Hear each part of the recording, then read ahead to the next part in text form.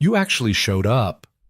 Miranda's voice cut through the gymnasium like a blade, her designer heels clicking against the polished floor as 200 faces turned toward the entrance. I told everyone you wouldn't have the courage. Ethan Walker stood frozen in the doorway, 20 years of buried shame crashing over him like a wave. The same basketball hoops, the same bleachers, the same woman who had systematically dismantled his self-worth now stood center stage, champagne glass raised, smile sharp enough to draw blood. He should have stayed home. But what happened next would silence every person in that room. If you want to see how this quiet single father turned the tables on everyone who underestimated him, stay with me until the very end. Drop a like and comment your city below. I want to see how far this story travels. The invitation had arrived 3 months ago, tucked between electricity bills and grocery store flyers, like it was nothing special. Cream-colored cardstock with embossed gold lettering. Westbrook High School class of 2005, 20-year reunion, an evening of memories and reconnection. Ethan Walker had stared at it for 17 minutes before his daughter found him standing motionless in the kitchen. Dad, you okay? Sophie had been 15 then, all sharp observation and gentle concern. She'd inherited his dark eyes and her mother's bone structure, a combination that sometimes made his chest ache with complicated feelings he'd long since learned to compartmentalize. Fine, sweetheart. He'd tucked the invitation into the junk drawer beneath takeout menus and spare batteries. Just mail. But Sophie had seen. Sophie always saw. That's from your high school, isn't it? It's nothing. It's not nothing.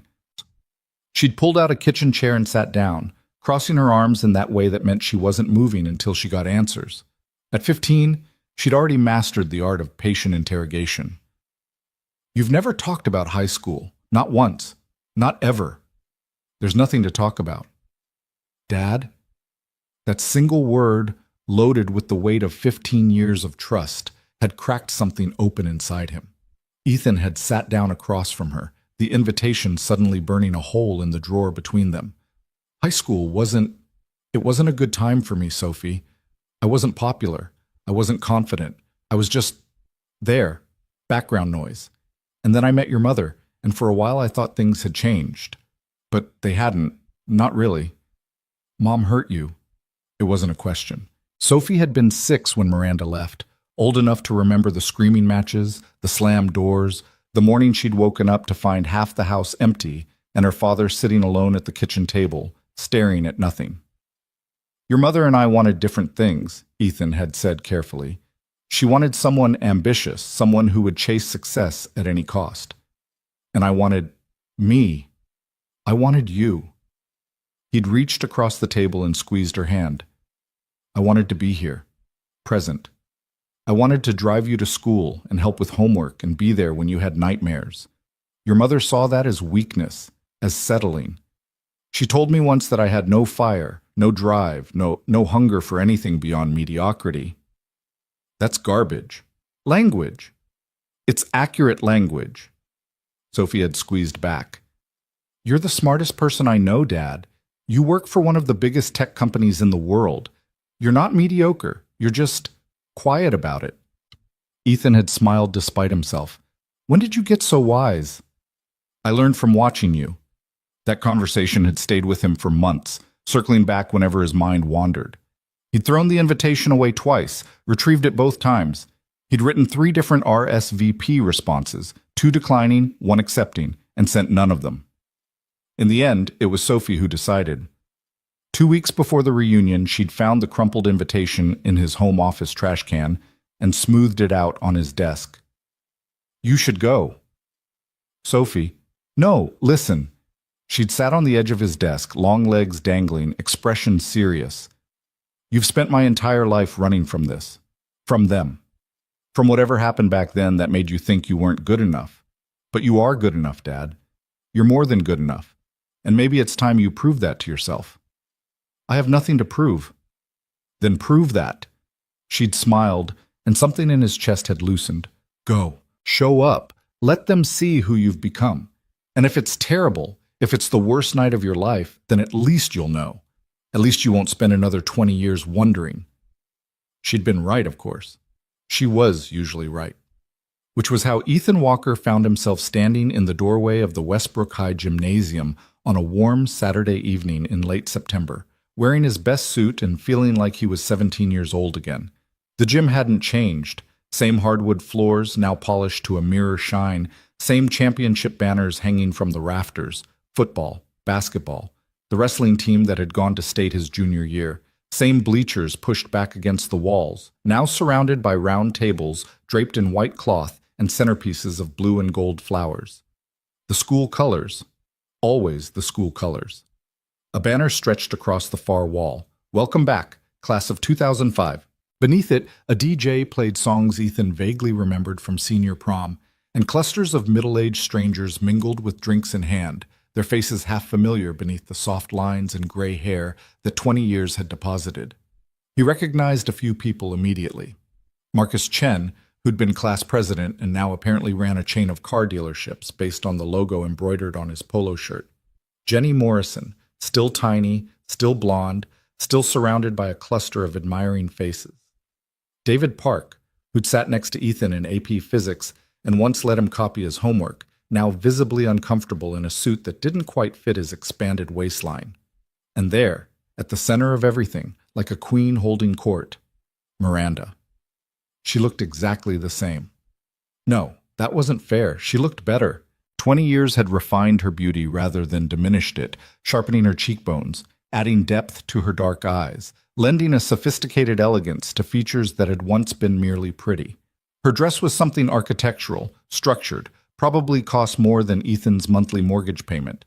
Diamonds glittered at her ears and throat. Her hair was swept up in an elaborate style that made her look taller than her actual 5'6". She was laughing at something someone had said, head thrown back, throat exposed. The gesture so perfectly performed, it had to be practiced. Around her stood a circle of familiar faces. The popular crowd from 2 decades ago, now the successful middle-aged crowd, all vying for her attention like courtiers before a throne. Ethan's stomach clenched. He should leave. He should turn around right now, walk back to his car, drive home, and tell Sophie it had been fine, lovely. Everyone had been perfectly pleasant, but his feet wouldn't move. And then Miranda saw him. The transformation was instantaneous. Her laugh cut off mid-note. Her perfectly composed face flickered through surprise, recognition, and something that looked almost like anticipation before settling into a smile that didn't reach her eyes. "You actually showed up." Her voice carried across the gym, cutting through the music and the chatter like it had been designed for exactly this moment. "I told everyone you wouldn't have the courage." The room fell silent. 200 faces turned toward the doorway where Ethan stood, frozen, feeling the weight of their collective attention like a physical pressure against his chest. This was it. This was the moment he'd been dreading for 20 years, playing out exactly as he'd imagined it in his worst nightmares. Miranda, perfect and poised, commanding the room. Himself, awkward and alone, the butt of a joke he didn't understand. He could still leave. The door was right behind him. 3 steps and he'd be gone. "Ethan!" A booming voice broke through his paralysis. Marcus Chen was crossing the room toward him, hand extended, smile wide. "Holy crap, man, is that you? I thought you'd disappeared off the face of the earth." Ethan shook his hand automatically. "Marcus, good to see you." "You look great. Seriously, not a day over 35. What's your secret?" Marcus didn't wait for an answer, already steering Ethan deeper into the room. Come on, let me get you a drink. The bar's doing this amazing whiskey sour thing. You've got to try it." For a moment, Ethan felt almost grateful. Marcus had always been decent, one of the few popular kids who'd treated everyone with genuine warmth rather than calculated social maneuvering. His enthusiasm now felt like a life preserver in shark-infested waters. But Marcus's trajectory took them directly through Miranda's orbit, and there was no avoiding the collision. "Miranda!" Marcus beamed, oblivious or pretending to be. "Look who I found. Remember Ethan Walker?" "How could I forget?" Miranda's smile sharpened. "He was my husband for 7 years." The circle around her rippled with whispered reactions. Of course they remembered. Westbrook was a small town, and the Walker divorce had been front-page news in the local gossip mill. The golden girl who'd married beneath her station, finally coming to her senses and moving on to better things. 6 years, Ethan heard himself say. We were married for 6 years. Was it? Miranda's voice dripped with performative confusion. I could have sworn it was longer. Time moves so differently when you're unhappy. Laughter, soft but present, from the gathered crowd. Ethan felt his face heat. I hope you're well, he said, because his mother had raised him to be polite, even when politeness felt like swallowing glass. You look well. I am well. Miranda's hand drifted to her necklace, drawing attention to the substantial diamonds there. Very well, actually. Preston and I just got back from Santorini. Do you know Santorini, Ethan? Probably not. You were never much of a traveler. I traveled. To work conferences. She made the words sound like a terminal diagnosis. In places like Cleveland and Indianapolis. More laughter, louder this time. A man appeared at Miranda's elbow, tall, silver-haired, with the kind of tan that only came from regular exposure to yacht decks and private beaches. His suit probably cost more than Ethan's car. His watch definitely did. Darling, you're monopolizing our host. The man extended his hand to Ethan with a smile that was all teeth and no warmth. Preston Hale. You must be one of Miranda's old classmates. Her ex-husband, actually. Preston's smile didn't falter, but something flickered behind his eyes. Ah, Ethan, yes? Miranda's mentioned you. The way he said it made clear that whatever Miranda had mentioned, it hadn't been complimentary. All good things, I hope, Ethan said, the phrase automatic. Miranda laughed. Let's not start lying to each other this late in the evening. Ethan wanted to disappear. The floor could open up and swallow him whole, and it would be a mercy. 20 years of building a career, raising a daughter, becoming someone he could be proud of, and in 60 seconds, Miranda had reduced him to the stammering, inadequate shadow she'd convinced him he was. So, what are you doing these days? Preston asked, with the air of someone making polite conversation at a cocktail party with the help. Still in computers? Software architecture, actually. I work for Grant Technologies. Oh? Preston's eyebrows rose. In what capacity? Before Ethan could answer, Miranda cut in. Ethan was always very technical, good with details, spreadsheets, that sort of thing. She said it the way someone might describe a moderately intelligent pet. Not really leadership material, but useful in a support role. That's not... You know how it is, Preston. Miranda had already turned away from Ethan, addressing her husband as if he'd ceased to exist. Some people are builders, some people are worker bees. Both necessary, I suppose, but one shouldn't pretend they're the same thing. I'm a senior architect, Ethan said, louder than he intended. I lead a team of 47 engineers. Of course you do. Miranda patted his arm with devastating condescension. And I'm sure they're all very proud of you. The circle had grown. Ethan was dimly aware of faces he half recognized, all watching this exchange with the fascinated attention of spectators at a blood sport. Some looked sympathetic. Most just looked entertained. Tell me, Ethan. Miranda's voice carried that particular sweetness that meant something cruel was coming. Did you ever find someone else? After you were finally free of all those terrible responsibilities I left you with? She meant Sophie. She was referring to their daughter as a terrible responsibility.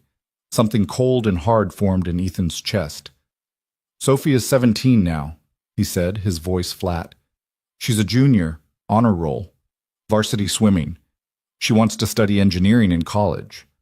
How lovely. Miranda's smile didn't waver. Though I do wonder what kind of woman would want to take on someone else's teenager. Quite the commitment, isn't it? Perhaps that explains why you're here alone. Not that there's anything wrong with being alone, of course.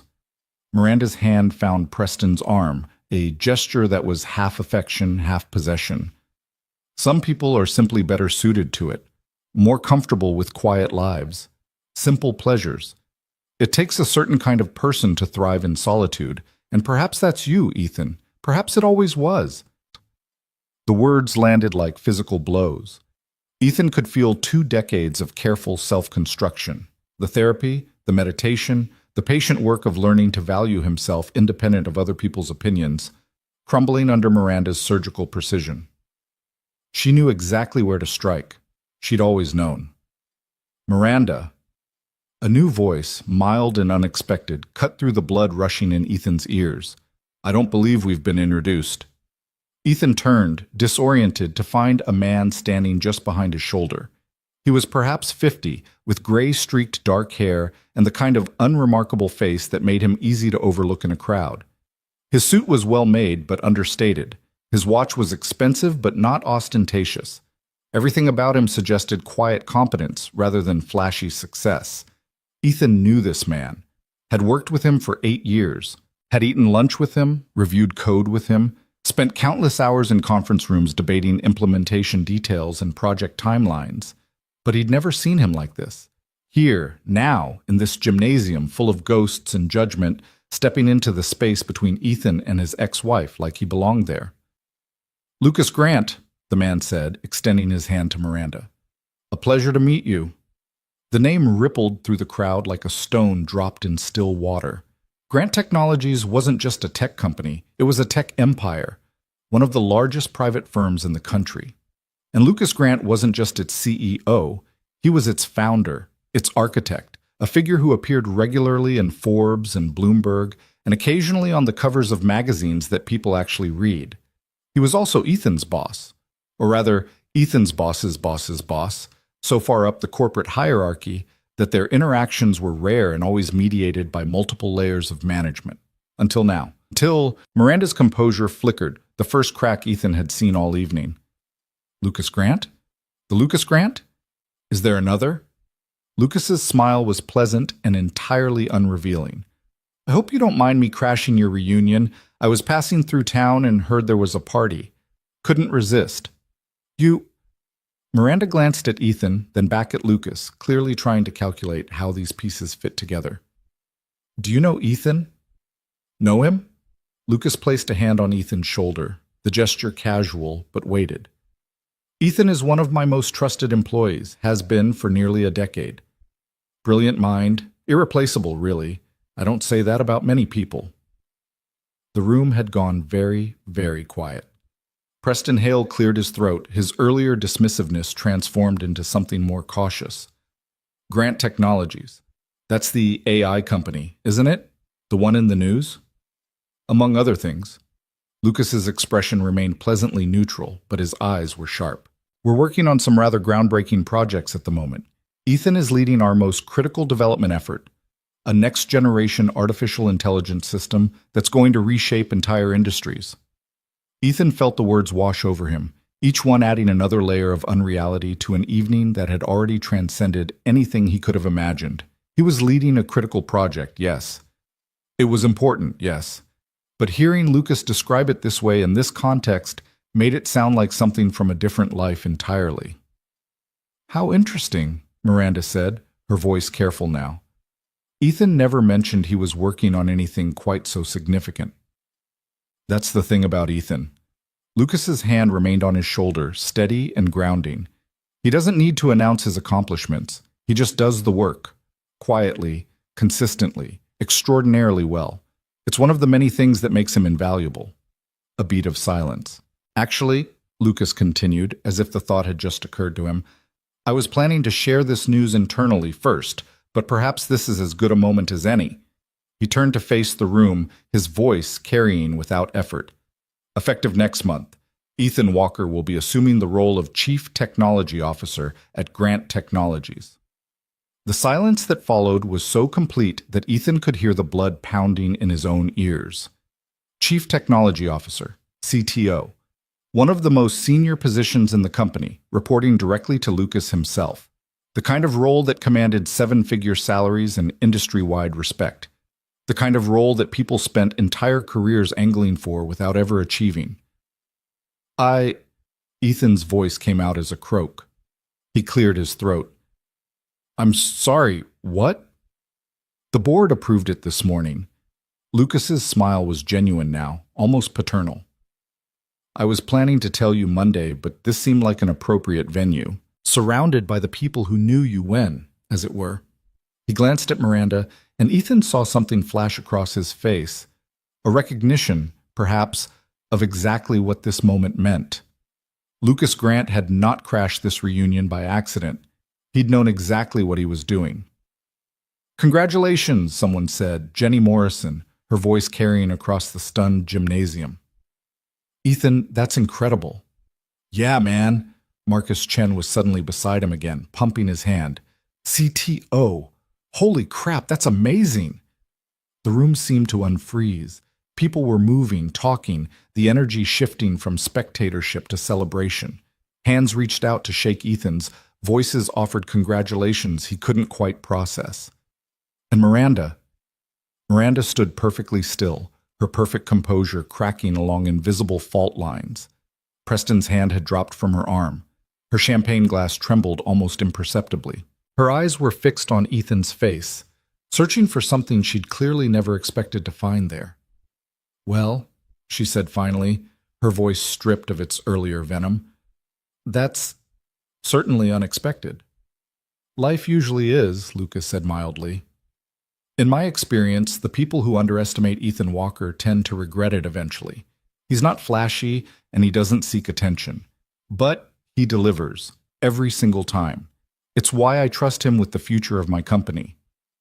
The words hung in the air between them, a quiet demolition of everything Miranda had spent the evening constructing. Ethan watched her face as the implications registered, not just the professional success, but what it meant about all the judgments she'd made, all the dismissals, all the years of treating him like a footnote in her own story. I should mingle, Miranda said abruptly, her social mask snapping back into place. Preston, darling, I need another drink. She walked away without a backward glance, Preston trailing in her wake. But her shoulders were stiffer than they'd been, and her heels struck the floor with a little too much force. That was... Ethan turned to Lucas, struggling to find words. Why are you really here? Lucas's expression softened. Sophie called me. She what? Last week. Found my contact information somehow. That girl of yours is remarkably resourceful. She told me about the reunion, about your ex-wife, about 20 years of, to use her words, unresolved trauma that's eating my father alive. He paused. She's very protective of you. I'm going to kill her. She also told me she thinks you're the best man she knows, and the best father anyone could ask for. She said you've spent her entire life putting her first, sacrificing your own ambitions so you could be present for her, and that it wasn't fair that the person who made you feel worthless got to keep winning while you kept quiet about everything you'd achieved. Ethan's throat tightened. She said all that? And more. At considerable length. Lucas smiled. I was already planning to offer you the CTO position.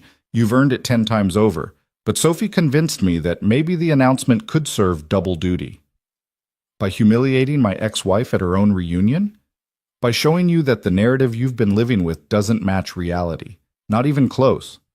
Lucas's hand found his shoulder again.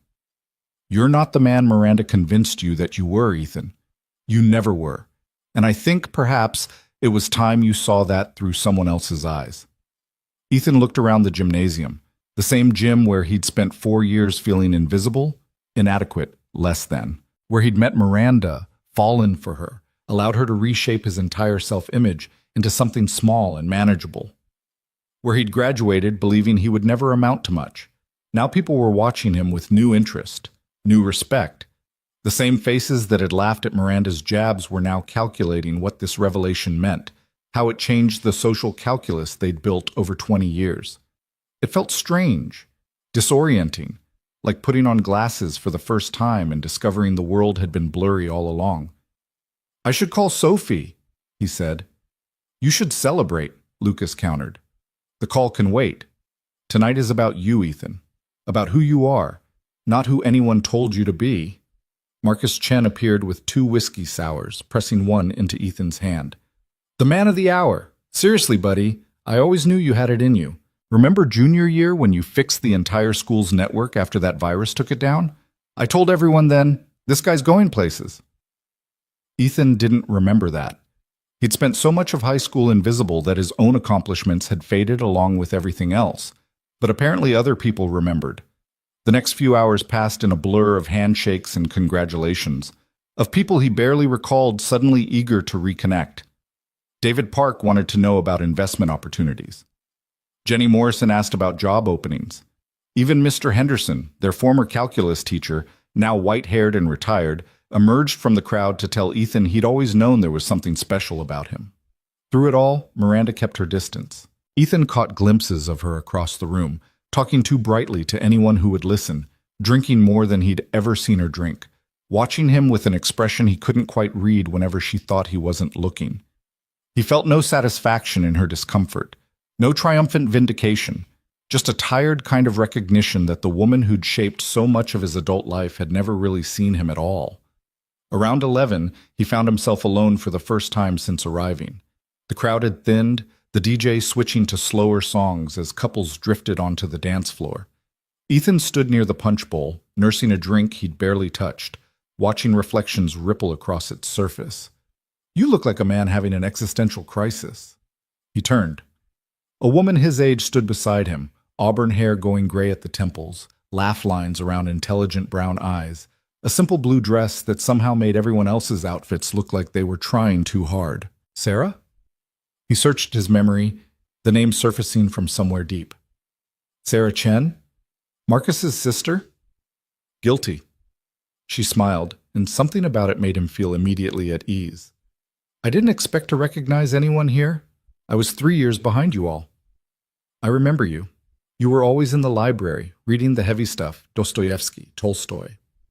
"You remember what I was reading?" "I was in the library a lot, too." He shrugged. "The popular kids didn't notice me, but I noticed them even less." "You seemed interesting." Sarah's smile widened.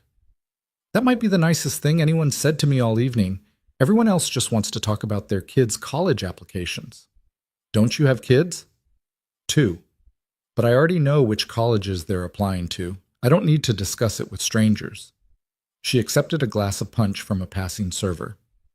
"For what it's worth, I heard what Lucas Grant said. CTO is a big deal. Congratulations." "Thank you." Ethan felt the weight of the title settle differently now, less like a shield and more like a responsibility. "To be honest, I'm still not sure I believe it." "Why not?" It was such a simple question, but it cut through to something essential. Ethan found himself answering honestly. "Because for a very long time, someone I trusted convinced me I wasn't capable of anything like this. That I was mediocre, small, destined for a small life." He watched Miranda across the room, laughing too loudly at something Preston said.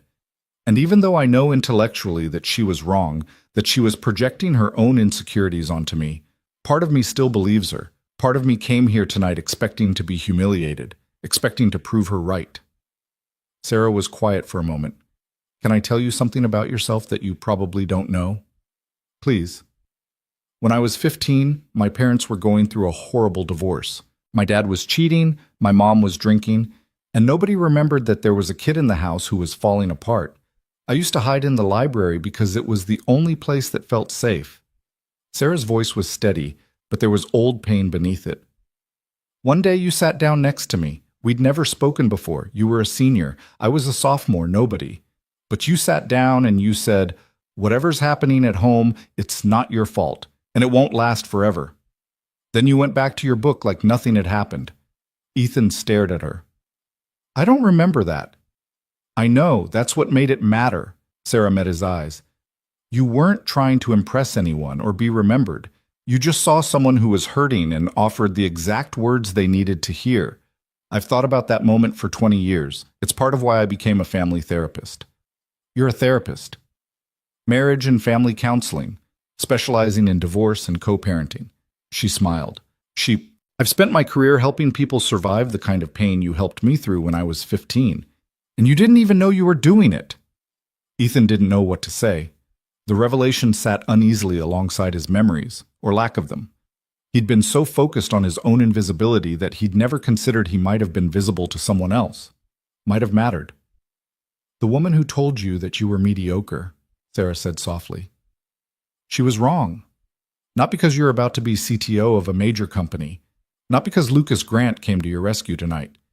She was wrong because the kind of person who notices a scared 15-year-old in a library and says exactly the right thing, that's not mediocrity. That's extraordinary. And the fact that you don't even remember doing it makes it even more so." Something cracked open in Ethan's chest, not painfully, more like a window finally opening after years of being painted shut. I should go, he said. My daughter's waiting up. Sophie, right? I heard you mention her earlier. Sarah pulled a card from her clutch. Simple white cardstock, tasteful blue lettering. If you ever want to talk, professionally or otherwise, I'd be happy to listen. I owe you a conversation, I think. 20 years overdue. Ethan took the card, tucked it carefully into his jacket pocket. Thank you for telling me that. Thank you for not remembering. Sarah's laugh was warm. It means it was just who you are, not a performance. He found Lucas near the exit, deep in conversation with the reunion's event coordinator about something that was probably neither interesting nor important. His boss looked up as Ethan approached, excused himself smoothly, and fell into step beside him as they walked toward the parking lot. Leaving early? It's almost midnight. My daughter's waiting. Lucas nodded, unsurprised. That's exactly the answer I expected. They walked in comfortable silence across the darkened parking lot, their footsteps echoing against the asphalt. The gymnasium glowed behind them, music and laughter spilling from open doors, but Ethan felt no pull to return. The CTO position, he said as they reached his car. You meant that? It wasn't just for show? I never say things I don't mean. Lucas leaned against the car beside his, a modest sedan that probably cost less than Preston Hale's watch. The board's been pushing for this promotion for 18 months. I've been waiting until you were ready to accept it. Ready? You're brilliant, Ethan, the best systems architect I've ever worked with. But brilliance isn't enough for leadership, not at this level. You need to believe in yourself, to stop waiting for permission to take up space. Lucas studied him in the dim light. Tonight was about showing you that the narrative you've been carrying doesn't hold up to scrutiny. Your ex-wife's voice has been in your head for too long. I thought perhaps it was time to replace it with some different voices. Sarah Chen's, for example. Lucas smiled. I may have made some calls, suggested that certain people might want to attend tonight, people who had relevant perspectives to share. You engineered this entire evening. I provided opportunities. What you did with them was entirely your own. Lucas straightened, pulling keys from his pocket. The promotion is real, Ethan. The responsibility is real. What you do with it, that's up to you. But for what it's worth, I think you're finally ready to do something remarkable. He climbed into his car and drove away, leaving Ethan alone in the empty parking lot, staring up at a sky full of stars he'd never noticed before. The drive home took 27 minutes. Ethan spent most of it replaying the evening in his head, trying to sort the real from the surreal. Lucas Grant crashing his high school reunion. The CTO announcement. Sarah Chen and her 20-year-old memory. Miranda's face when she realized the man she'd dismissed had become something she couldn't dismiss. None of it felt quite real, but none of it felt like a dream either. Sophie was waiting on the front porch when he pulled into the driveway, wrapped in her favorite oversized sweater despite the warm evening. She stood as he got out of the car, her face a mixture of anticipation and anxiety. Well? She demanded before he'd even closed the door. How was it? What happened? Did Mom... You called my boss. Sophie's expression flickered. I may have done some research. You tracked down the personal phone number of a billionaire tech CEO and convinced him to crash my high school reunion. When you put it that way, it sounds dramatic. Sophie. You needed backup. She crossed her arms defensively. I knew Mom would be there, and I knew she'd try to tear you down, and I couldn't stand the thought of you facing that alone. Lucas Grant seemed like the most efficient solution. The most efficient? Ethan shook his head, climbing the porch steps to stand before his daughter. Where did you even get his number? The internet is a remarkable resource. Sophie's chin lifted. Also, I may have called the Grant Technologies main office and pretended to be a journalist from Forbes writing a profile piece. His assistant was very helpful once I mentioned I was interested in the human side of innovation. Ethan stared at her, 17 years old, honor roll, varsity swimming, and apparently capable of social engineering her way past corporate gatekeepers when sufficiently motivated. I don't know whether to ground you or thank you. How about neither? How about you tell me what happened? So he did.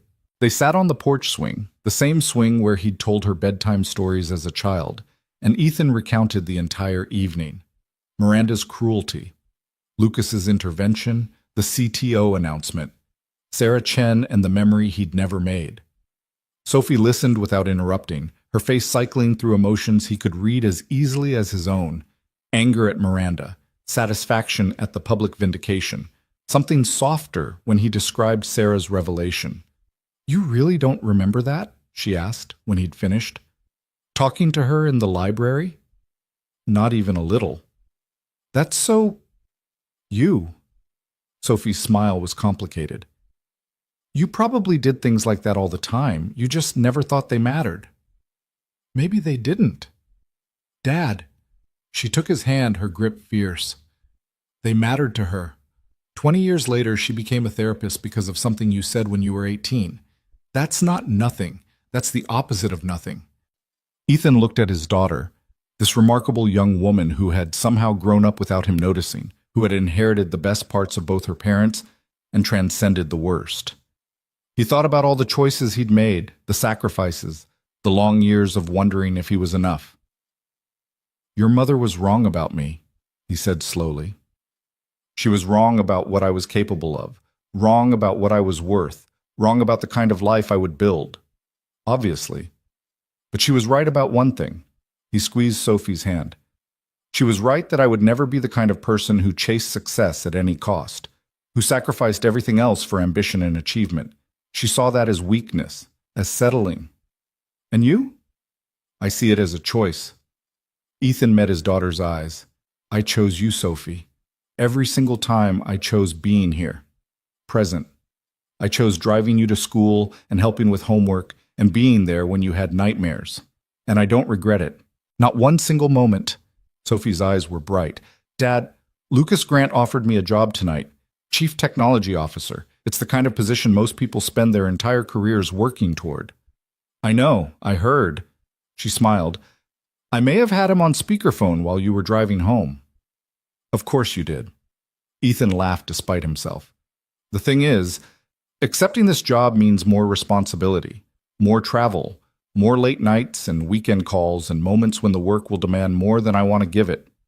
So don't accept it." "I'm going to accept it." He held up a hand before she could respond. "But on my terms. I told Lucas I'd take the position, but I wouldn't sacrifice what matters most. No missed graduations, no forgotten recitals, no putting the company ahead of my family. If that's not acceptable, they can find someone else." Sophie was quiet for a moment. "What did he say?" "He said that was exactly the answer he expected." Ethan smiled. "He said it was exactly why he wanted me for the job in the first place." They sat in silence for a long moment, the night settling around them like a familiar blanket. Somewhere down the street, a dog barked. A car passed, its headlights sweeping across the yard before disappearing around the corner. "Dad?" Sophie's voice was soft. "I'm proud of you. Not because of the job or the title or any of that. I'm proud of you because you went tonight. You faced them, and you didn't let them make you small again." Ethan pulled his daughter into a hug, feeling the rightness of this moment settle into his bones. Tomorrow would bring new challenges, the announcement to process, a new role to step into, old wounds to continue healing. But tonight, here, with Sophie in his arms and the weight of the past finally beginning to lift, tonight was enough. "Thank you," he said quietly into her hair, "for calling my boss, for believing in me, for being exactly who you are." "I learned from watching you," Sophie said, and he could hear the smile in her voice. "Isn't that what you always say?" "Did I? I don't remember." "Exactly." She pulled back, grinning. "That's what makes it true." The Monday morning after the reunion arrived with the kind of crisp autumn clarity that made everything feel sharper, more defined. Ethan stood at his bedroom window watching the sunrise paint the neighborhood in shades of gold and amber, his coffee growing cold in his hands as he replayed the events of Saturday night for what must have been the 100th time. It still didn't feel real. His phone buzzed on the nightstand. A text from Lucas. "Board meeting at 10. Formal announcement. Wear something that says, 'I belong here,' because you do." Ethan looked at his closet, at the row of sensible shirts and practical slacks that had served him well for nearly a decade of being invisible. Today required something different. Today required armor. He chose the charcoal suit he'd bought for Sophie's middle school graduation and never worn since. It still fit, though the shoulders felt broader than he remembered, as if his body had expanded to match the occasion. A deep blue tie Sophie had given him last Christmas, shoes polished until they reflected his own uncertain face back at him. "You look like a CEO," Sophie said from the doorway, still in her pajamas, hair a wild tangle around her sleepy face.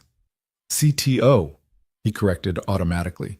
"Chief Technology Officer. It's different." "It's impressive."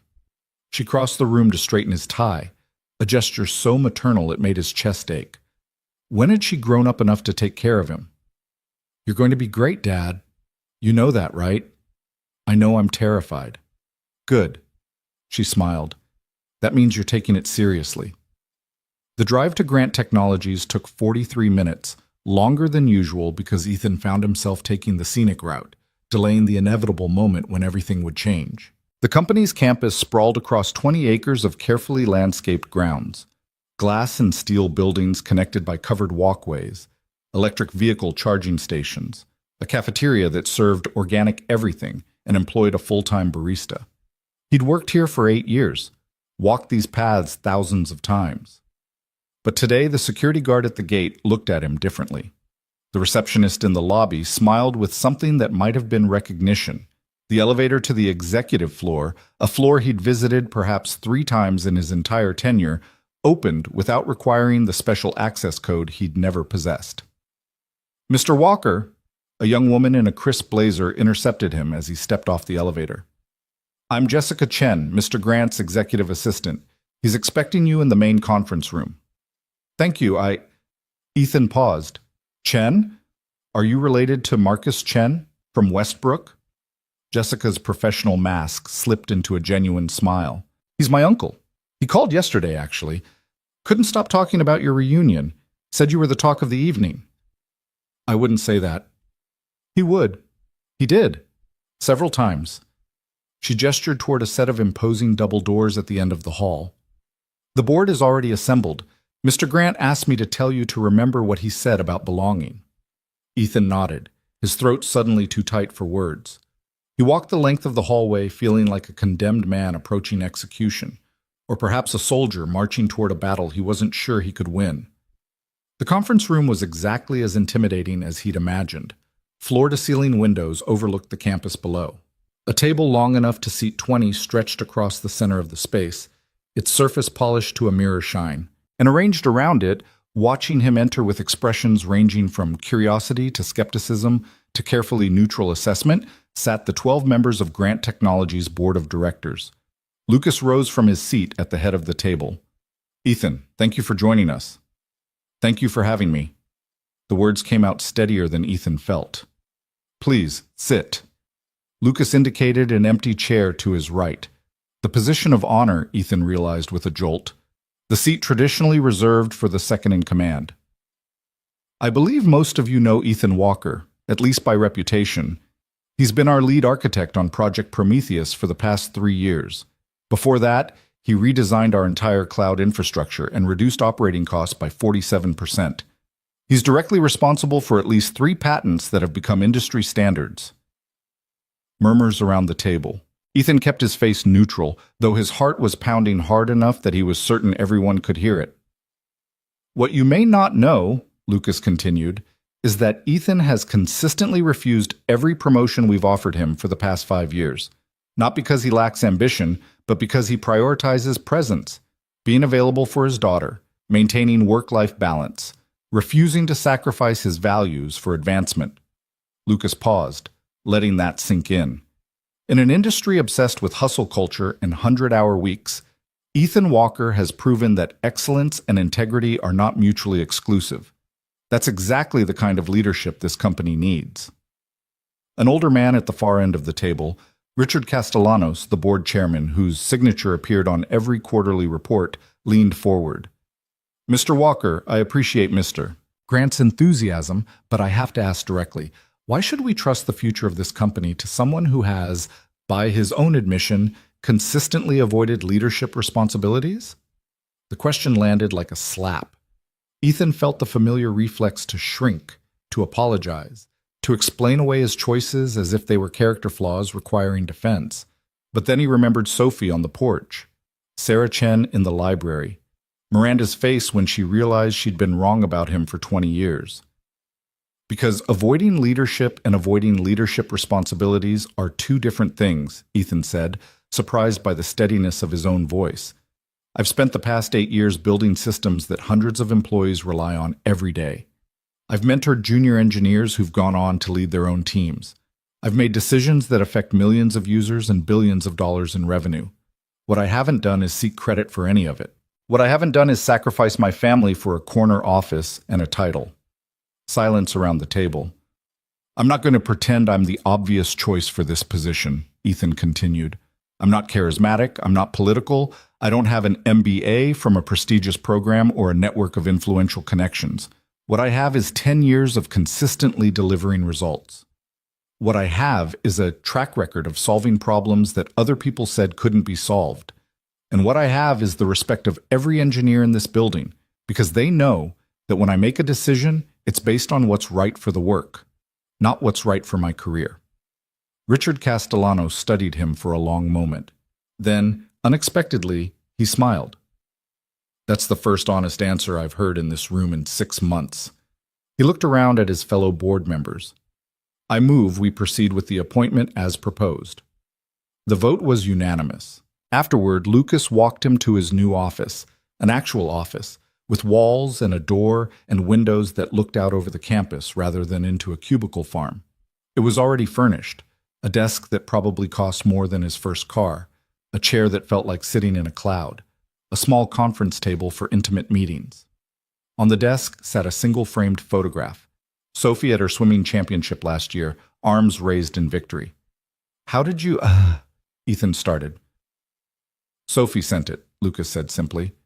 She wanted you to have something familiar, something to remind you why you're doing this. Ethan picked up the frame, running his thumb across the glass. In the photo, Sophie was radiant, triumphant, so full of joy it practically glowed. He remembered that day, the nervous hours before the race, the breathless seconds of competition, the explosion of pride when she'd touched the wall first. I asked her once what she wanted to be when she grew up, Ethan said quietly. She was maybe 7 or 8. You know what she said? What? She said she wanted to be someone who made her dad proud. Ethan set the photo down carefully.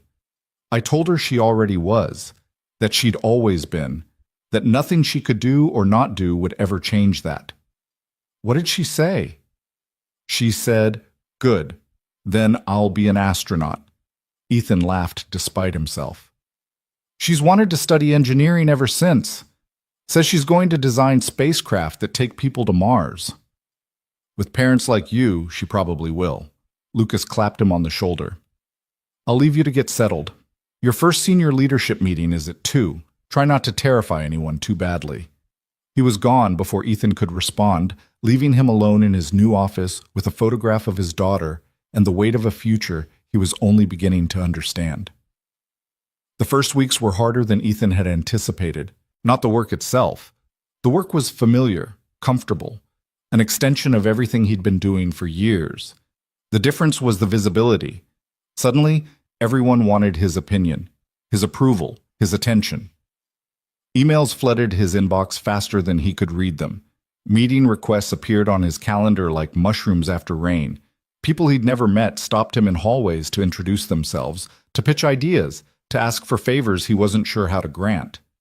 And then there were the politics. Corporate politics, Ethan discovered, operated according to rules no one ever explicitly stated but everyone implicitly understood. Who sat where in meetings mattered, who spoke first mattered, who got copied on which emails, who was included in which conversations, who was invited to which lunches. All of it formed an invisible web of power and influence that he'd spent his entire career successfully ignoring. Now he couldn't ignore it anymore. You're drowning, Sarah Chen observed, 3 weeks into his new role. They'd been meeting for coffee once a week since the reunion, first professionally. She'd offered to help him process the emotional aftermath of confronting Miranda, and then simply as friends. She had a gift for seeing through his careful facades. I'm treading water, Ethan corrected, staring into his untouched latte. Drowning implies I've given up. Have you? Not yet. He rubbed his eyes. I just didn't expect it to be so political. Everyone wants something. Everyone has an agenda. I can't have a simple conversation anymore without wondering what the other person is really after. Sarah nodded, unsurprised. That's the thing about power. It changes how people relate to you. They stop seeing you as a person and start seeing you as a resource to be exploited or an obstacle to be overcome. How do you handle it? In your practice, I mean. People must try to manipulate you all the time. They do, she smiled. But therapy has one advantage over corporate leadership. I get to set the rules of engagement. In my office, we operate on honesty. Manipulation doesn't work because I name it when I see it. I can't exactly tell the board chairman that I see his passive-aggressive email campaign for what it is. Why not? Ethan looked at her. Because that's not how things work. Says who? Sarah leaned forward. You were hired because you're different, Ethan, because you prioritize substance over politics. If you start playing by their rules, you become just another executive jockeying for position. Is that what you want? I want to do the job well. I want to prove Lucas made the right choice. Then do the job well, your way. Sarah's voice was gentle but firm. The board approved your appointment because you told them the truth about who you are. Don't become someone else just because you're sitting in a bigger chair. Ethan thought about that conversation for days afterward. He thought about it during meetings where senior leaders talked in circles without saying anything meaningful. During conference calls where people performed competence rather than demonstrating it. During lunches where conversation felt like chess matches, every word calculated for strategic advantage. And slowly, carefully, he began to change things. It started small. Instead of sending formal emails, he walked to people's desks to have actual conversations. Instead of accepting meetings that could have been handled in 5 minutes, he suggested phone calls or brief hallway chats. Instead of participating in the elaborate dance of corporate communication, the CC chains and the passive-aggressive scheduling and the carefully worded non-answers, he simply said what he meant and asked others to do the same. The reaction was mixed. Some people loved it. Junior engineers especially appreciated having a CTO who actually listened, who remembered their names, who cared about their ideas rather than their positions in the hierarchy. They started coming to him with problems they'd been afraid to raise before, knowing he'd give them honest answers instead of political deflections. Others were less enthusiastic. Certain senior managers found his directness threatening, his refusal to play games inconvenient. They pushed back in subtle ways, scheduling conflicts, forgotten invitations, information that somehow never reached his inbox. They're testing you, Lucas said during one of their weekly check-ins, seeing if you'll fold under pressure or maintain your principles. And if I maintain them, then you'll earn their respect, eventually. Lucas smiled. Leadership isn't about making everyone like you, Ethan. It's about making the right decisions consistently enough that people trust you even when they disagree. What if I make the wrong decisions? You will. Everyone does. Lucas leaned back in his chair. The question isn't whether you'll make mistakes, it's how you'll handle them when you do. Will you cover them up, blame others, pretend they didn't happen? He shook his head. Or will you own them, learn from them, and do better next time? Ethan didn't have to think about the answer. He'd been modeling exactly that approach for Sophie her entire life. I'll own them, he said. I know, Lucas nodded. That's why you're here. The first real test came 6 weeks into his tenure. Project Prometheus, the AI initiative he'd been leading before his promotion, hit a critical snag. A fundamental flaw in the architecture, something that had been buried in the code for months, suddenly surfaced during testing. The entire project timeline was at risk. Millions of dollars in development costs hung in the balance. And it was Ethan's fault. He'd signed off on the original design. He'd approved the technical specifications. He'd assured the board that the project was on track. Now, standing in a conference room filled with anxious engineers and even more anxious executives, he had to decide how to handle the disaster. The old Ethan, the invisible Ethan, the one who'd spent decades avoiding conflict and criticism, would have looked for someone else to blame. The testing team hadn't caught it earlier. The documentation hadn't been clear enough. The timeline had been too aggressive from the start. The new Ethan took a different approach. This is my responsibility, he said before anyone else could speak. I designed the architecture. I approved the timeline. I should have caught this flaw months ago, and I didn't. That's on me. Stunned silence. What I need from all of you now is not blame, but solutions. We have a problem. How do we fix it? The meeting that followed was unlike any Ethan had experienced in his corporate career. Instead of defensive posturing and finger-pointing, engineers actually talked to each other. Ideas flowed freely. Concerns were raised without fear of retribution. By the end of 2 hours, they had a workable plan. Not perfect, but viable. The project would be delayed by 3 weeks, not 3 months. Afterward, one of the junior engineers, a young woman named Maya, who joined the company straight out of college, approached him hesitantly. Mr. Walker, can I say something? Ethan, and of course. I've worked here for 2 years.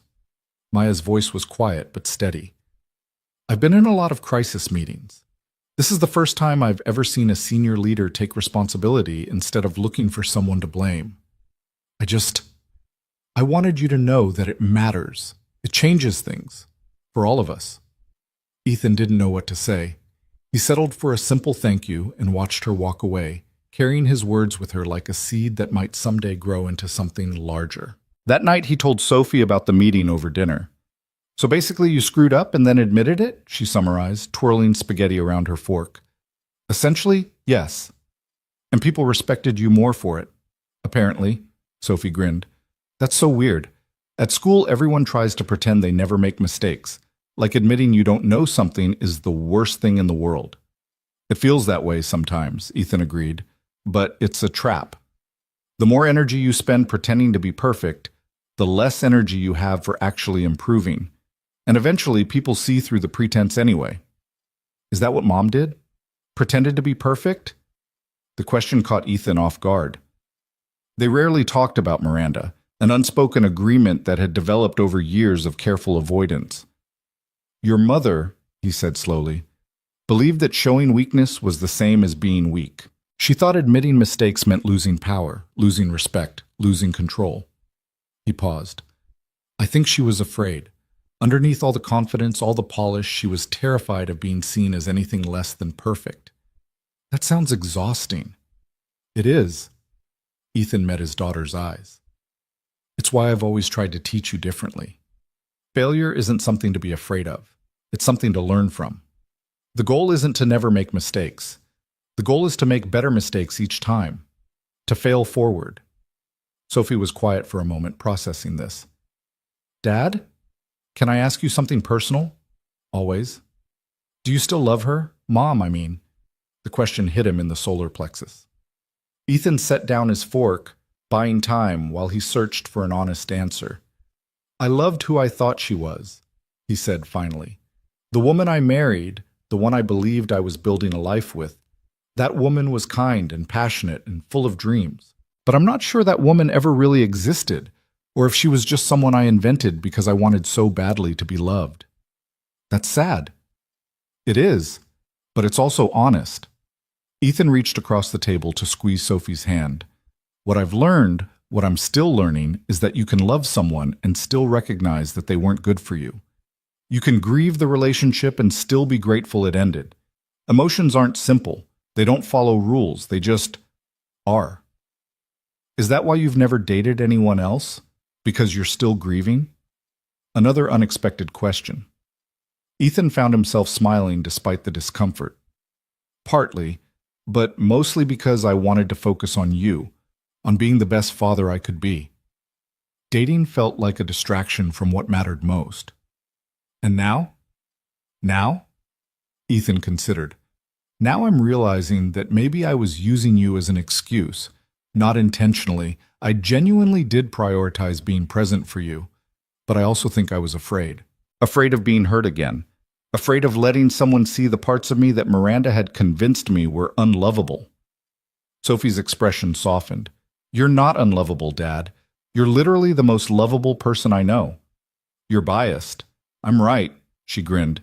There's a difference. The conversation stayed with Ethan long after Sophie had gone to bed. He sat on the back porch, watching stars emerge one by one from the darkening sky, thinking about love and fear, and the stories we tell ourselves about who we are. For 20 years, he'd carried Miranda's narrative inside him like a splinter, not always visible, not always painful, but always present. The story that said he was mediocre, small, destined for a small life. He'd built an entire existence around that story, making choices that confirmed it, avoiding opportunities that might contradict it. But the story had been wrong, and now, piece by piece, he was writing a new one. The second month brought unexpected developments. First, Sarah. Their weekly coffee meetings had become something Ethan looked forward to with an intensity that surprised him. She was brilliant and perceptive and unafraid to call him on his blind spots. She laughed at his terrible jokes and shared stories from her practice that made him see the world differently. She was, he realized with a jolt, the first person in years who made him feel genuinely seen. "This isn't therapy anymore, is it?" he asked one evening, as they lingered over empty cups in a quiet corner cafe. Sarah's smile was gentle. "It stopped being therapy about 4 weeks ago. I've been waiting for you to notice." "What is it now?"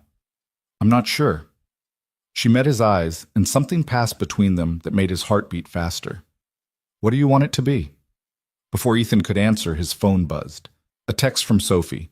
"Don't forget, my championship meet is Saturday. You promised." He looked at the message, then back at Sarah. "I have to be at my daughter's swim meet this weekend. She's competing for regionals." "Of course." No disappointment in Sarah's voice, just understanding. "Family first. I remember. But maybe after? If she wins, she'll be insufferable with victory energy. I could use adult company to balance it out." Sarah laughed. "And if she loses? Then I'll need comfort food and someone who understands that 17-year-olds feel emotions at about 300% intensity." He paused. "Either way, I'd like you there. If you want to be." "I'd like that," Sarah said softly. "Very much." The swim meet was everything Ethan had hoped for, and more. Sophie dominated her events, moving through the water with a grace that made him catch his breath every time.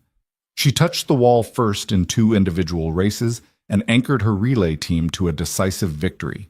When she climbed out of the pool after her final race, dripping and radiant, she scanned the crowd until she found his face, and her smile made every sacrifice of the past 17 years worth it. "You came," she said, as if there had ever been any doubt. "I will always come," Ethan replied, and meant it with every fiber of his being. Afterward, Sarah met them at Sophie's favorite restaurant, a casual Italian place with checkered tablecloths and breadsticks that Sophie had been eating since she was a child. The 3 of them talked and laughed and ate too much garlic bread, and something about the evening felt like the beginning of something new. "I like her," Sophie said later as Ethan drove them home. "Sarah, she's good for you." "It's early. We're just exploring." "Dad," Sophie's voice was affectionately exasperated. "She looks at you like you hung the moon, and you look at her like she's the first person to ever really see you. That's not just exploring. That's the start of something." Ethan didn't argue. He was too busy wondering if his daughter was right. The 3rd month brought Miranda back into his life in a way he hadn't anticipated. She showed up at his office unannounced on a Thursday afternoon, still impeccably dressed, still radiating the controlled intensity that had once mesmerized him. But there was something different about her now, a crack in the armor he'd never seen before. "We need to talk," she said, standing in his doorway like a specter from a past life. Ethan's first instinct was to refuse, to have security escort her out, to close the door on everything she represented. But something in her face stopped him. Vulnerability, perhaps, or desperation. Emotions he'd never associated with Miranda. "5 minutes," he said, gesturing to a chair. She sat down, and for a long moment neither of them spoke. "I've spent the past 2 months thinking about the reunion," Miranda finally said. "About everything that happened, everything that was said. And I realized I owed you an apology." The words came out stiff, awkward, as if she were speaking a language she'd never properly learned.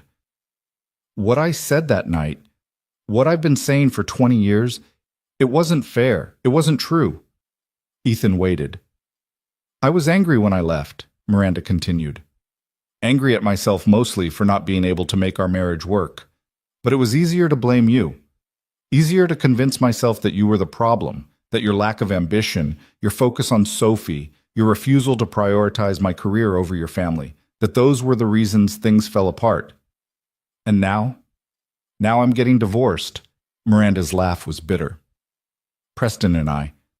It turns out that marrying someone because they look impressive on paper doesn't actually make for a happy life. Who knew? Ethan didn't gloat, didn't feel the satisfaction he might have expected. He just felt tired, tired of old wounds, old narratives, old pain. I'm sorry to hear that, he said, and found that he meant it. Are you? Miranda's eyes searched his face. Because you'd have every right to enjoy this, to throw my words back at me, to remind me of every cruel thing I ever said. I could do that. But what would be the point? Ethan leaned back in his chair. We were young when we got married. We wanted different things. We hurt each other in ways that took years to heal from. Relitigating all of that now won't change anything. You've changed, Miranda said quietly. The man I married would have been defensive, would have tried to explain himself, to justify his choices, to prove he wasn't everything I accused him of being. The man you married was terrified of you, Ethan replied honestly. Terrified of your disapproval, your judgment, your ability to make him feel worthless with a single look.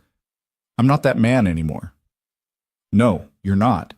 Miranda stood, smoothing her skirt with hands that trembled slightly. I came here to apologize. I also came to tell you that I'm going to do better. With Sophie. I know I've been a terrible mother, absent, critical, more focused on my own life than on hers. I want to change that, if she'll let me. That's between you and Sophie. I know, but I wanted you to know first. I wanted you to know that I see what you did, how you raised her, how you put her first, how you became the parent I never could be. I'm grateful for that. More grateful than I can express. Ethan stood as well, extending his hand. Miranda looked at it for a moment, then bypassed it entirely to pull him into an awkward, brief hug. Thank you, she whispered, for being who you are, even when I couldn't see it. Then she was gone, leaving Ethan alone in his office with the echoes of a conversation 20 years in the making.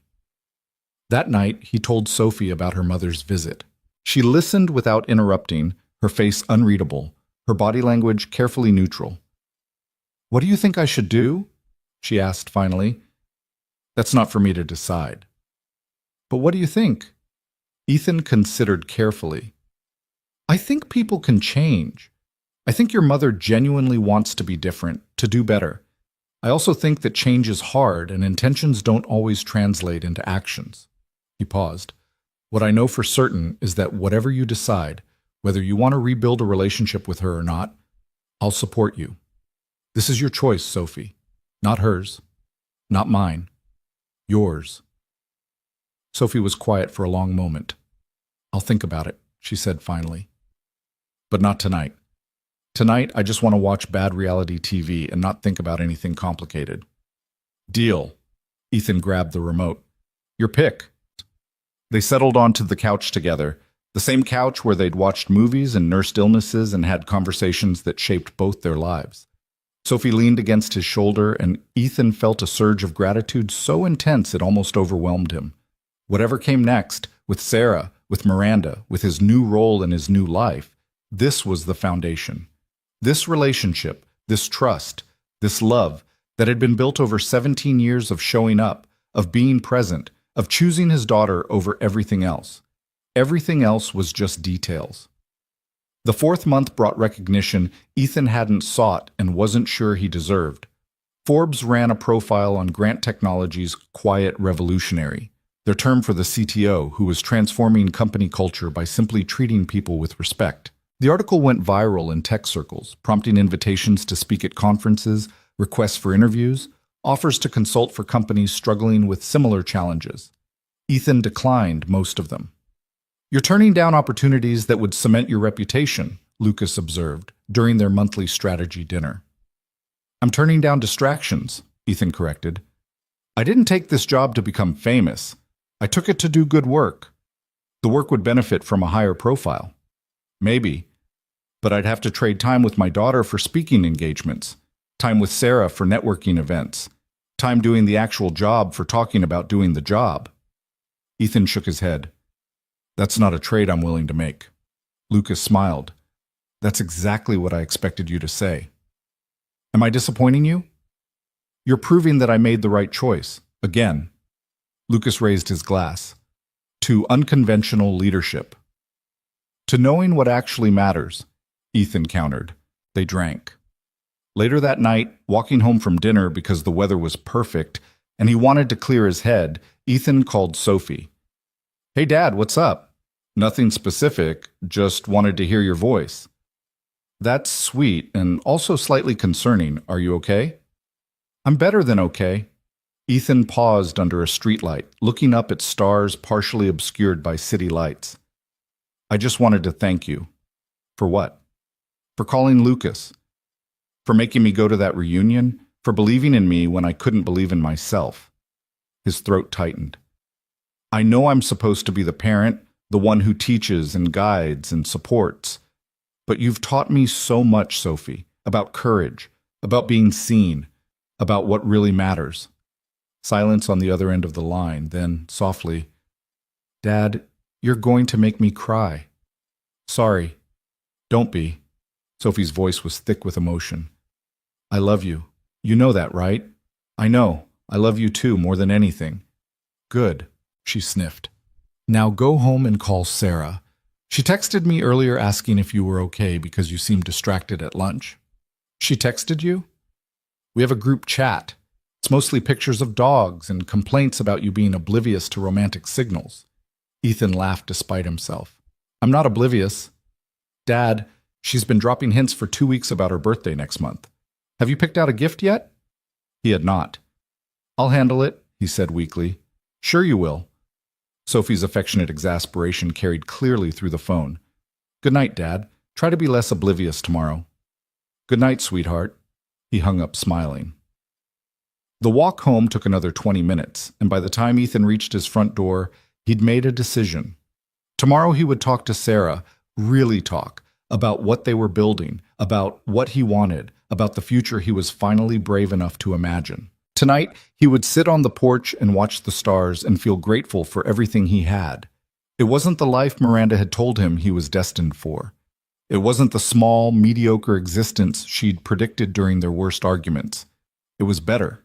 It was his. The conversation with Sarah happened 3 days later, on a Tuesday evening that smelled of autumn leaves and approaching rain. They sat on Ethan's back porch, wrapped in blankets against the October chill, watching the sky darken from purple to black. Sophie told me you've been distracted, Sarah said, her voice carrying that gentle directness he'd come to appreciate. She's worried about you. She shouldn't be. Ethan took a sip of his tea, buying time. I'm not distracted. I'm processing. Processing what? He turned to look at her, really look, the way he hadn't allowed himself to before. The silver threads in her auburn hair, the laugh lines around her eyes, the way she held her cup with both hands, as if drawing warmth from it. She was beautiful, he realized, not in the polished, performative way Miranda had been beautiful, but in a way that felt real, earned, true. Us, he said finally. I've been processing us. Sarah's expression didn't change, but something shifted behind her eyes. And what conclusions have you reached? That I'm terrified. The admission came easier than he expected. That I haven't felt this way about anyone in 20 years, and I don't entirely trust my own judgment. That every time I look at you, part of me is waiting for the other shoe to drop. For you to see the parts of me that Miranda saw and decide they're not worth the trouble. What parts? The parts that prioritize quiet dinners over fancy restaurants. The parts that would rather spend a weekend at Sophie's swim meet than at a networking event. The parts that don't know how to play the games everyone seems to expect. The ones that value substance over appearance and presence over performance. He set down his cup. Miranda called those parts mediocre. Boring. Signs of someone with no ambition, no fire, no hunger for anything beyond the ordinary. Sarah was quiet for a long moment. When she spoke, her voice was soft but certain. Do you want to know what I see when I look at you? I'm afraid to ask. I see a man who sat down next to a terrified 15-year-old in a library and said exactly the right thing, then went back to his book like it was nothing. I see a man who raised an extraordinary daughter by himself, who chose presence over prestige, who built a career on competence rather than self-promotion. She reached over and took his hand, her fingers warm against his cold skin. I see someone who has spent so long being told he wasn't enough that he started to believe it. But Ethan, you're enough. You've always been enough. The only person who couldn't see it was you. Ethan felt something crack open in his chest, not painfully, but like a door that had been locked for too long finally swinging wide. I want to try, he said, with you. I want to see where this goes, what we could build together. But I need you to know what you're getting into. I'm not easy. I have baggage.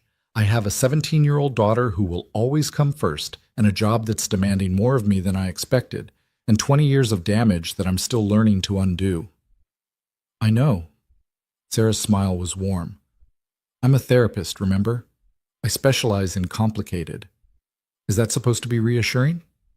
It's supposed to be honest. She squeezed his hand. I'm not looking for perfect, Ethan. I'm looking for real. I'm looking for someone who shows up, who communicates, who does the work even when it's hard. That's you. That's always been you. They sat in silence for a while after that, hands intertwined, watching the first stars appear through gaps in the clouds. Ethan felt something settle inside him, not the anxious energy he'd carried for months, but something quieter, calmer, more certain. Sophie's birthday is in 3 weeks, he said eventually. I know, she mentioned it approximately 47 times in our group chat. She wants to do a dinner, family and close friends. She specifically asked me to invite you. Sarah's breath caught. She did? She said, and I quote, if you don't invite Sarah, I'm disowning you and finding a new dad, one who isn't emotionally constipated. Sarah laughed, the sound bright and genuine. She's something else, your daughter. She gets it from her father. Ethan paused. The good parts, anyway. All the parts, Sarah corrected gently. Even the parts you think are flaws. She's learned resilience from watching you rebuild. She's learned integrity from watching you make hard choices. She's learned that love means showing up, even when it's inconvenient, even when it's scary. Her voice softened. Those aren't flaws, Ethan. Those are gifts. He didn't have words for what he felt in that moment, so he did something he'd been wanting to do for weeks. He leaned over and kissed her. It was tentative at first, uncertain. The kiss of two people who had both been hurt and were both afraid of being hurt again. But then Sarah's hand came up to cup his face, and something shifted, and the kiss became something else entirely, something that felt like beginning. When they finally pulled apart, both breathing harder than the moment strictly warranted, Sarah was smiling. That was worth waiting for, she said. I should have done it sooner. You did it when you were ready. She touched his face gently. That's what matters. The weeks that followed were the happiest Ethan could remember. Work was demanding but fulfilling. Project Prometheus recovered from its earlier setback and was back on track, the team energized by a leader who trusted them and took responsibility for his own mistakes. The culture shift he'd initiated was spreading. Other departments were adopting his direct communication style, his emphasis on substance over performance, his refusal to play political games. You're changing things, Lucas told him during their weekly meeting, not just in technology, across the entire company. I'm just being myself. Exactly, Lucas smiled. That's the point. You're showing people that it's possible to succeed without sacrificing your integrity. That's more valuable than any technical innovation. Home was even better. Sophie was thriving, her college applications were strong, her swimming times were improving, and her relationship with Ethan had deepened into something that felt less like parent and child and more like genuine partnership.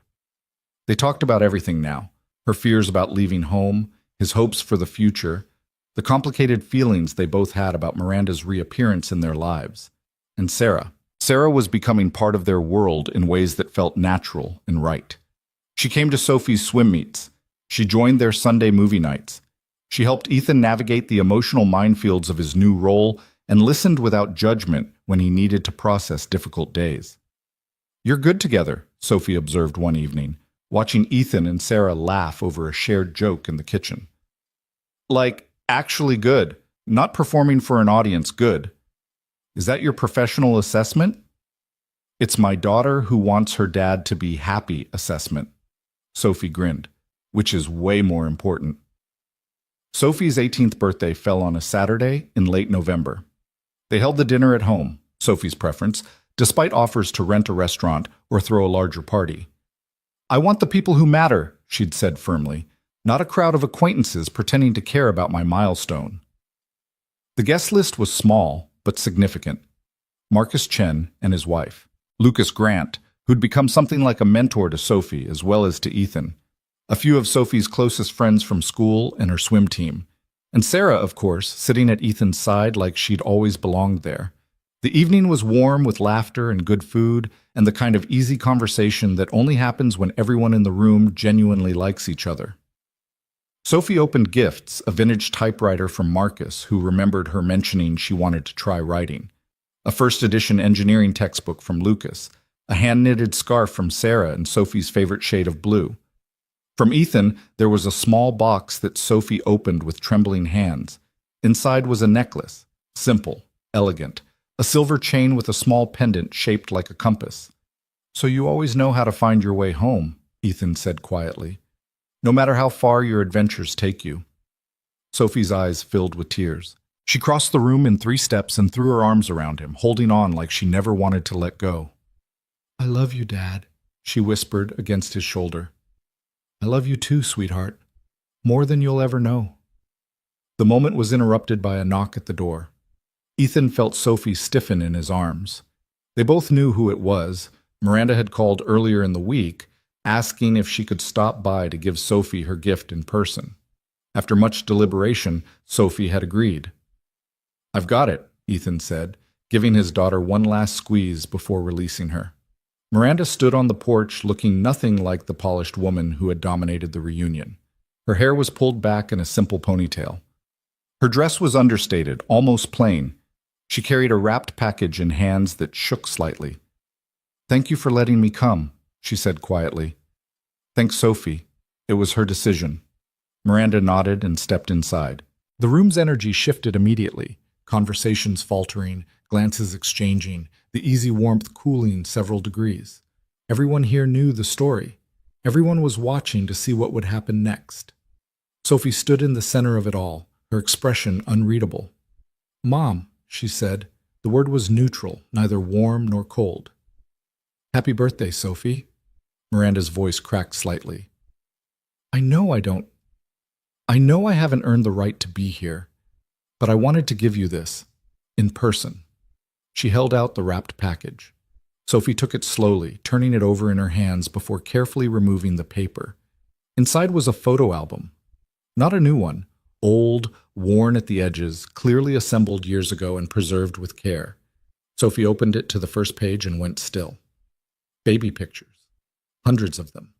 Sophie as an infant, as a toddler, as a gap-toothed kindergartner. Every school photo, every holiday snapshot, every candid moment from the first 6 years of her life. I kept them, Miranda said, her voice barely above a whisper. After I left, I know that doesn't make sense. I walked away. I chose my career over my family. I did unforgivable things. But I kept these. I looked at them every year on your birthday, and I told myself that someday, when I'd become a better person, I would give them to you. Sophie didn't look up from the album. Her fingers traced the edge of a photo. Herself at maybe 4 years old, laughing at something off camera, pure joy radiating from her tiny face. Why did you leave? The question came out rough, raw, the first time Sophie had ever asked it directly. Why did you choose everything else over me? The room held its breath. Miranda's composure crumbled. Because I was broken, she said, tears streaming down her face. Because I was raised to believe that worth came from achievement, that love was conditional on success, that being present was less important than being impressive.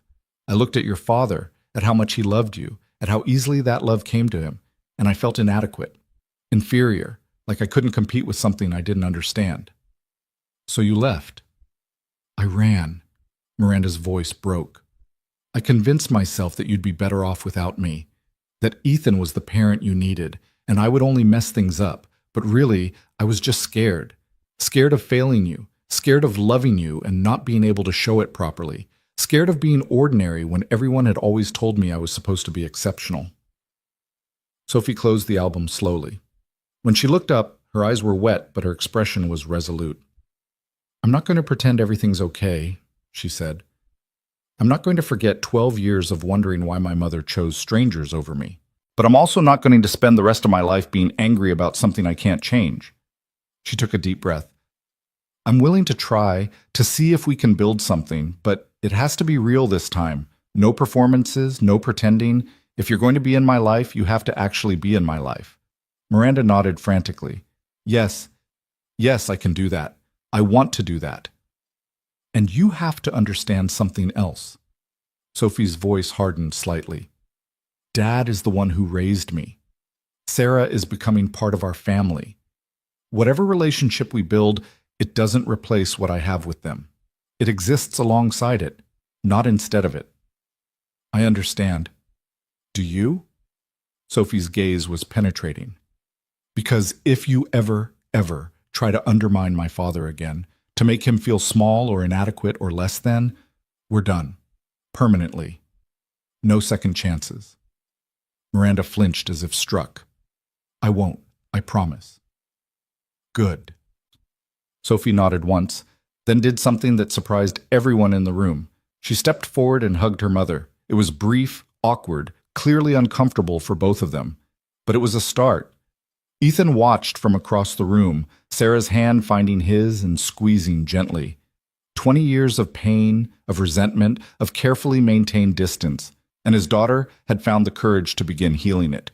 Not for Miranda's sake, not even for her own, but because holding on to anger was exhausting, and Sophie had better things to do with her energy. He realized, prouder of her in this moment than he'd ever been before. The rest of the evening smoothed over gradually. Miranda stayed for cake, made tentative conversation with the other guests, watched Sophie interact with her friends with an expression that was equal parts wonder and regret. When she finally left, around 10 o'clock, she hugged Sophie again at the door, longer this time, less awkward. Thank you, she said to Ethan as she passed, for raising her to be the person I couldn't be.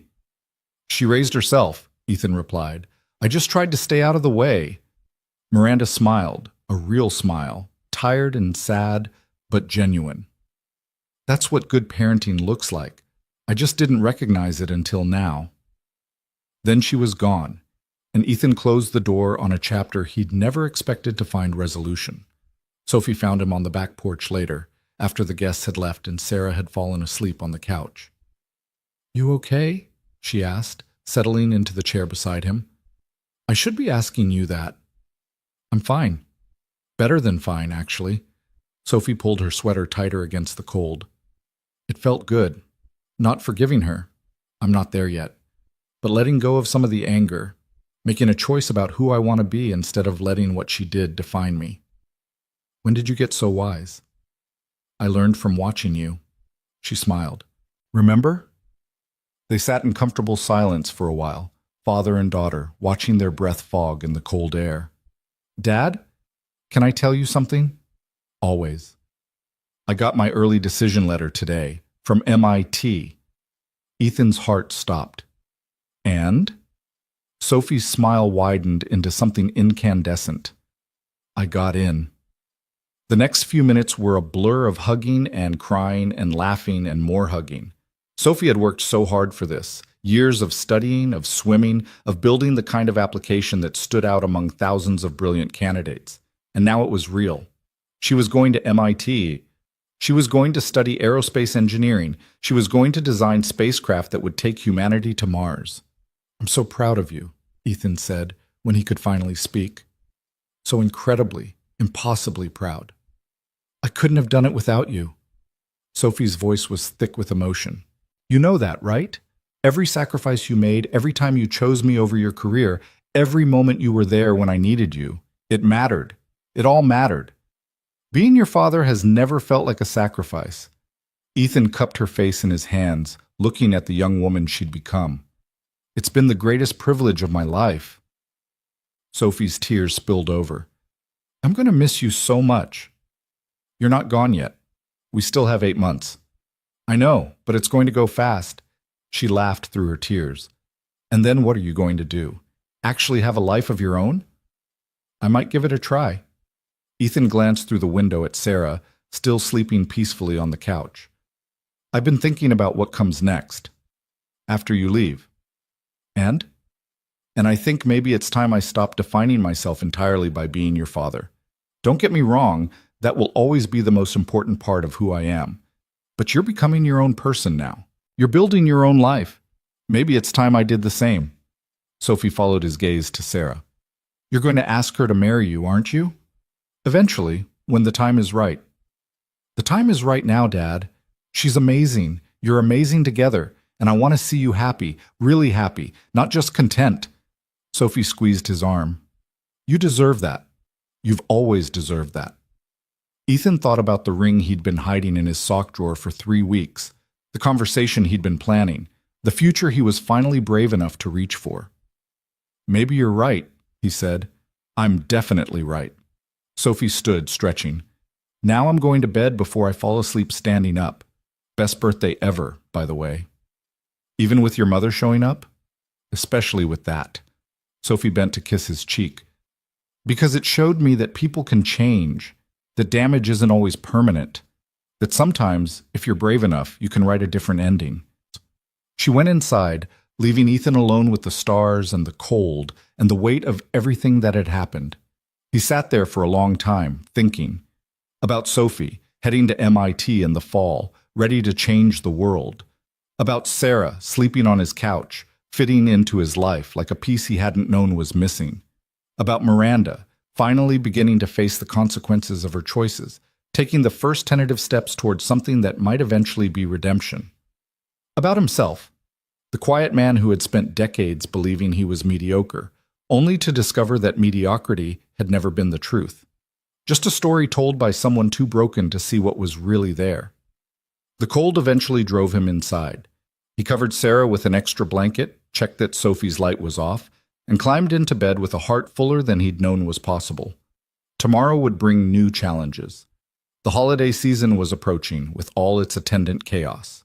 Work was entering a critical phase, the Prometheus project nearing completion, the company restructuring in ways that would demand even more of his leadership. And somewhere in the distance, Sophie's graduation loomed, the first major departure in a life he'd built entirely around her presence. But tonight, Ethan fell asleep smiling, because for the first time in 20 years, he wasn't afraid of the future. He was excited about it. The weeks between Sophie's birthday and the holidays passed in a blur of activity that left Ethan simultaneously exhausted and exhilarated. Project Prometheus reached a critical milestone, successfully demonstrating capabilities that exceeded even Lucas's optimistic projections. The tech press picked up the story, running features about Grant Technologies' revolutionary AI and the quiet CTO who had led its development. You're becoming famous, Sarah observed, scrolling through articles on her phone while they ate breakfast together. This one calls you the most influential technologist you've never heard of. That's not fame, that's anonymity with extra steps. It's exposure. She showed him the screen, his face, unfamiliar in the formal portrait the company had insisted on taking, staring back at him from a tech news site. People are paying attention to you now. People are paying attention to the project. I just happen to be attached to it. You always do that. Sarah set down her phone. Deflect credit, minimize your contributions. Act like your success is somehow incidental to who you are. Ethan paused, toast halfway to his mouth. Is that a problem? It's a pattern. Her voice was gentle but probing. One you've been practicing for a very long time. And I understand why. Miranda made you feel like any acknowledgement of your accomplishments was arrogance, so you learned to make yourself small. But you're not with Miranda anymore, Ethan. You're allowed to own your achievements. He thought about that for a long moment. It's strange, he said finally. I spent so many years being invisible that visibility feels dangerous. Like if I acknowledge that I've done something meaningful, someone will come along and prove me wrong. Take it away. Someone like Miranda? Someone like the voice in my head that sounds like Miranda. He smiled ruefully. Turns out that's harder to escape than the actual person. Sarah reached across the table and took his hand. That voice is a liar. It's been lying to you for 20 years. And every time you believe it, every time you deflect praise or minimize yourself or act like your success is accidental, you're giving it power. So what do? You practice something different. Her thumb traced circles on his palm. When someone compliments you, say thank you and mean it. When you accomplish something, let yourself feel proud. When the voice tells you you're not enough, remind it of all the evidence to the contrary. That sounds exhausting. It gets easier. Sarah's smile was warm. Trust me, I've helped a lot of people rewrite their internal narratives. It's possible. It just takes practice. Ethan lifted her hand to his lips and kissed it softly. Have I mentioned lately that you're brilliant? Not in the last few hours. I was starting to feel neglected. We can't have that. He stood, pulling her up with him. Let me make it up to you. How exactly do you propose to do that? I thought I'd start with breakfast in bed and see where things go from there. Sarah laughed. It's 10 in the morning. We already ate breakfast. Then we'll call it brunch. He wrapped his arms around her waist. I'm a CTO now. I can redefine meal categories whenever I want. Is that what executive power is for? Among other things. He kissed her forehead, her nose, the corner of her mouth. Say yes. Yes, she murmured against his lips. Always yes. Christmas arrived with snow and chaos and more joy than Ethan had experienced in years. Sophie came home from a winter training camp with her swim team, bursting with energy and college plans and excitement about the future. Sarah practically moved in for the holiday week, filling the house with warmth and laughter and the smell of her grandmother's cookie recipe. Even Marcus Chen stopped by with his family on Christmas Eve, turning what had been a quiet celebration into something larger and more boisterous. You've built something here, Marcus observed, watching Ethan navigate the crowded kitchen with practiced ease. A real family, not just you and Sophie anymore. It happened gradually. Ethan handed him a glass of wine. One relationship at a time. That's how the best things happen. Marcus clinked his glass against Ethan's. Small choices that add up to something bigger than you expected. On Christmas morning, Ethan gave Sarah a necklace. Not the ring, not yet, but something meaningful. A small gold pendant with their initials intertwined. It's beautiful, she said, tears in her eyes as he fastened it around her neck. It's a promise. He turned her to face him. That I'm committed to this. To us. To building something that lasts. I know you are, she kissed him softly. I've known for a while. There's something else. Ethan took a deep breath. Sophie leaves for MIT in August. The house is going to feel very empty after that, and I've been thinking, yes? I've been thinking that maybe it shouldn't be empty, that maybe you should move in, officially, permanently. He searched her face for a reaction. If you want to. Sarah's smile could have lit up the entire room. I want to. I've wanted to for months. Really? Ethan, she laughed. I spend more nights here than at my own apartment. Half my clothes are already in your closet. Sophie and I have a group chat where we coordinate your schedule without you knowing. Moving in is basically just making the paperwork official. You coordinate my schedule? Someone has to. You're terrible at remembering appointments. He pulled her into a hug, burying his face in her hair. I love you. I should have said that before now. I love you. I love you too. Her voice was muffled against his chest. I've been waiting for you to catch up. From across the room, Sophie caught his eye and gave him a thumbs up, her grin wide and knowing. She'd probably been waiting too, probably had been coordinating this outcome along with everything else. His daughter, the strategic genius. He couldn't have been prouder. The new year brought fresh challenges and unexpected complications. At work, the Prometheus project's success attracted attention from competitors, partners, and regulators alike. Ethan found himself spending more and more time in meetings, with lawyers, with government officials, with executives from companies that wanted to license the technology or acquire the entire division. They're circling like sharks, Lucas said during one of their strategy sessions, smelling blood in the water. I thought we wanted attention. Isn't that what success looks like? Success looks like maintaining control of what we've built. Lucas's expression was serious. There are people who would love to take Prometheus in directions we never intended. Weapons applications, surveillance systems, tools for manipulation and control. Our job is to make sure that doesn't happen. How do we do that? By staying ahead of them. By being so good, so innovative, so essential that they need us more than we need them. Lucas leaned back in his chair. That's where you come in. You're not just the CTO, Ethan. You're the conscience of this technology.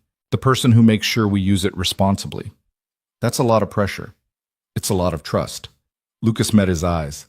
I'm not putting this on your shoulders because I don't have other options. I'm putting it there because you're the only person I trust to carry it properly.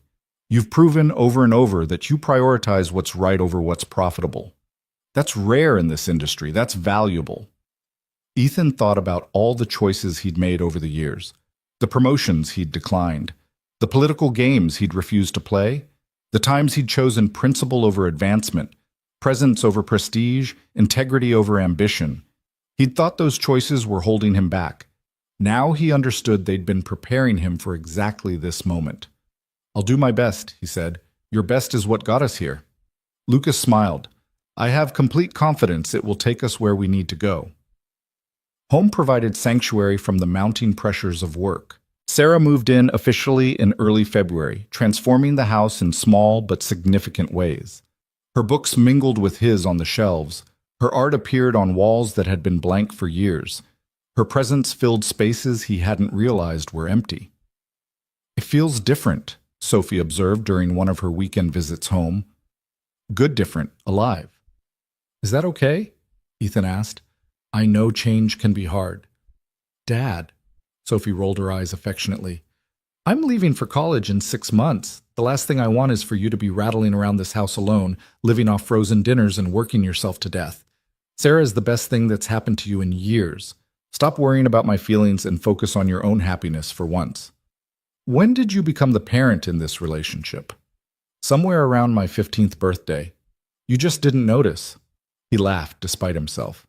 I noticed. I just didn't want to admit it. Sophie's relationship with Miranda continued to evolve in unexpected ways. They met for lunch occasionally, had tentative phone conversations, exchanged careful texts about neutral topics. It wasn't a close bond. Too much damage had been done for that, but it was something. A bridge being built, one plank at a time. She's trying, Sophie said one evening, after returning from a particularly long lunch with her mother. Really trying. She asks about school, about swimming, about my plans. She listens instead of just waiting to talk about herself. How does that feel? Weird. Sophie considered. But good, I think. Like maybe there's a version of her I never got to meet. A version that wasn't so broken. People can change, Ethan said. It's hard, and it takes time, and the scars don't disappear. But change is possible. For everyone. Including you? Especially me, he smiled. I'm proof that damage isn't permanent, that the stories we tell ourselves can be rewritten. Sophie hugged him fiercely. You're the best dad in the world. You know that, right? I know I try to be. He hugged her back. And I know that trying is the best any of us can do. March brought the first signs of spring and the first major test of Ethan's new leadership philosophy. A junior engineer named Daniel Kim discovered a critical flaw in the Prometheus system. Not a bug exactly, but a design choice that could theoretically be exploited to manipulate user behavior in subtle and potentially harmful ways. The flaw wasn't intentional, and it wasn't obvious, but once Daniel pointed it out, it was undeniable. Fixing it would delay the product launch by at least 2 months. It would cost millions in development time, and potentially billions in lost market opportunity. Every business instinct said to ship the product as planned and address the issue in a later update. But Ethan knew better. We fix it before launch, he announced in the emergency meeting that followed Daniel's discovery. No exceptions. The room erupted. That's insane, one of the marketing executives protested. Our competitors are right behind us. If we delay, they'll catch up. We'll lose our first mover advantage. First mover advantage doesn't matter if our first move hurts people, Ethan replied calmly. We're talking about theoretical harm, speculative damage. There's no evidence anyone would actually exploit this. The fact that it's exploitable is evidence enough. Ethan stood firm. We're not releasing a product that could be used to manipulate vulnerable populations. End of discussion. Lucas, the executive turned to the CEO, clearly hoping for a more sympathetic response. But Lucas was looking at Ethan with something like pride in his eyes. Ethan is right, he said quietly. We fix it. We take the delay. And we do it because that's who we are as a company. The meeting ended in tense silence. Ethan knew he'd made enemies, the marketing team, the sales team, the board members who cared more about quarterly numbers than ethical considerations. But he also knew with bone-deep certainty that he'd made the right call. Daniel Kim found him afterward, hesitant and grateful. Thank you, the young engineer said. I was afraid I'd get fired for bringing this up. Everyone told me to let it go, that it wasn't my problem, that raising concerns would just make trouble. You did exactly what I would hope anyone in your position would do, Ethan replied. You saw something wrong and you spoke up. That took courage. I just did my job. No, you did more than your job. You did what was right. Ethan put a hand on Daniel's shoulder. That matters. That always matters. Later that night, Sarah found him staring at the ceiling, unable to sleep. What's wrong? She asked softly, curling against his side. I made a decision today that might cost the company billions of dollars. The Prometheus delay? Word travels fast. Jessica Chen texted me. She thinks you're a hero. I'm not a hero. I just did what seemed obvious. That's what heroes always say. Sarah propped herself up on one elbow. You protected people who would never know they needed protecting. You stood up against pressure from people with more power and more to lose. That's not nothing, Ethan. It might be the end of my career. It might be. She didn't sugarcoat it. But would you have done anything differently? He thought about Daniel Kim, so young and so afraid to speak up, about the millions of users who would have been exposed to potential manipulation if the flaw had shipped, about the kind of leader he wanted to be, not the kind who prioritized profits over people, but the kind who made hard choices and lived with the consequences. No, he said finally. I wouldn't have changed anything. Then you made the right call. Sarah kissed him softly.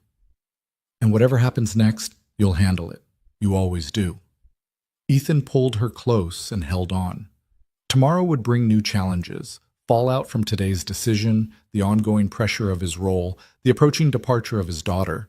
But tonight, with Sarah in his arms and the certainty of his convictions warming his chest, he felt something he'd been missing for 20 years. Peace. Real, genuine, unshakable peace. And that, he realized, was worth more than any success the world could measure. The fallout from Ethan's decision came faster and harder than he'd anticipated. Within a week, 3 board members had called for an emergency meeting to discuss his reckless disregard for shareholder value. Within 2 weeks, anonymous sources inside the company had leaked the delay to tech journalists, framing it as a sign of internal chaos and leadership failure. Within a month, Grant Technologies' stock price had dropped 18%, and the business press was running headlines asking whether the company's golden era was over. Through it all, Ethan held firm. They're trying to break you, Lucas said during one of their now daily strategy sessions. The CEO looked tired. The pressure was affecting him too, though he bore it with characteristic stoicism. The board, the press, the competitors who smell blood, they want you to reverse course, to apologize, to admit you were wrong. I wasn't wrong. I know that, you know that, but the market doesn't care about ethics. It cares about returns. Lucas leaned back in his chair. The question is, how long can we hold out before the pressure becomes unbearable? Ethan had been asking himself the same thing. Every morning brought new attacks, emails from angry investors, calls from anxious partners, meetings with lawyers who wanted him to understand the legal implications of his choices.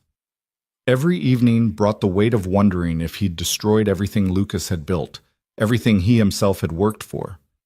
But he also had Sarah, who held him when the darkness crept in and reminded him why he'd made the choice in the first place.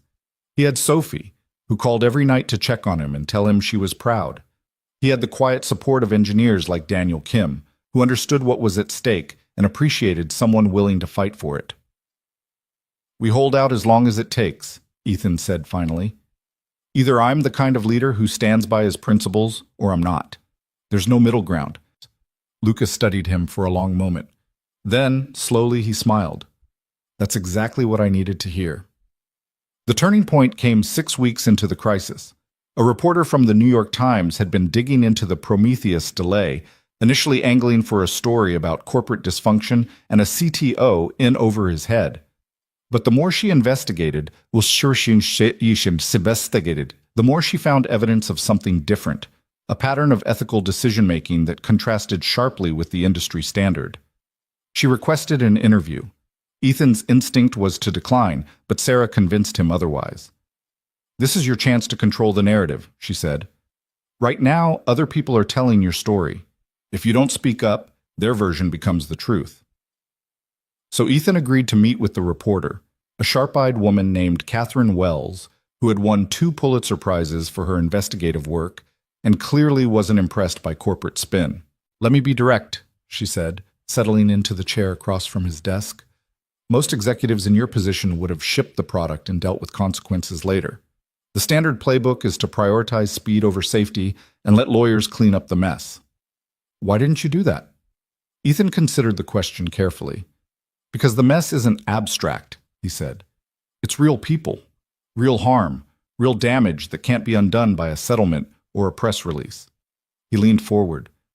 "When Daniel Kim brought me that flaw, I saw every vulnerable person who might have been manipulated by it.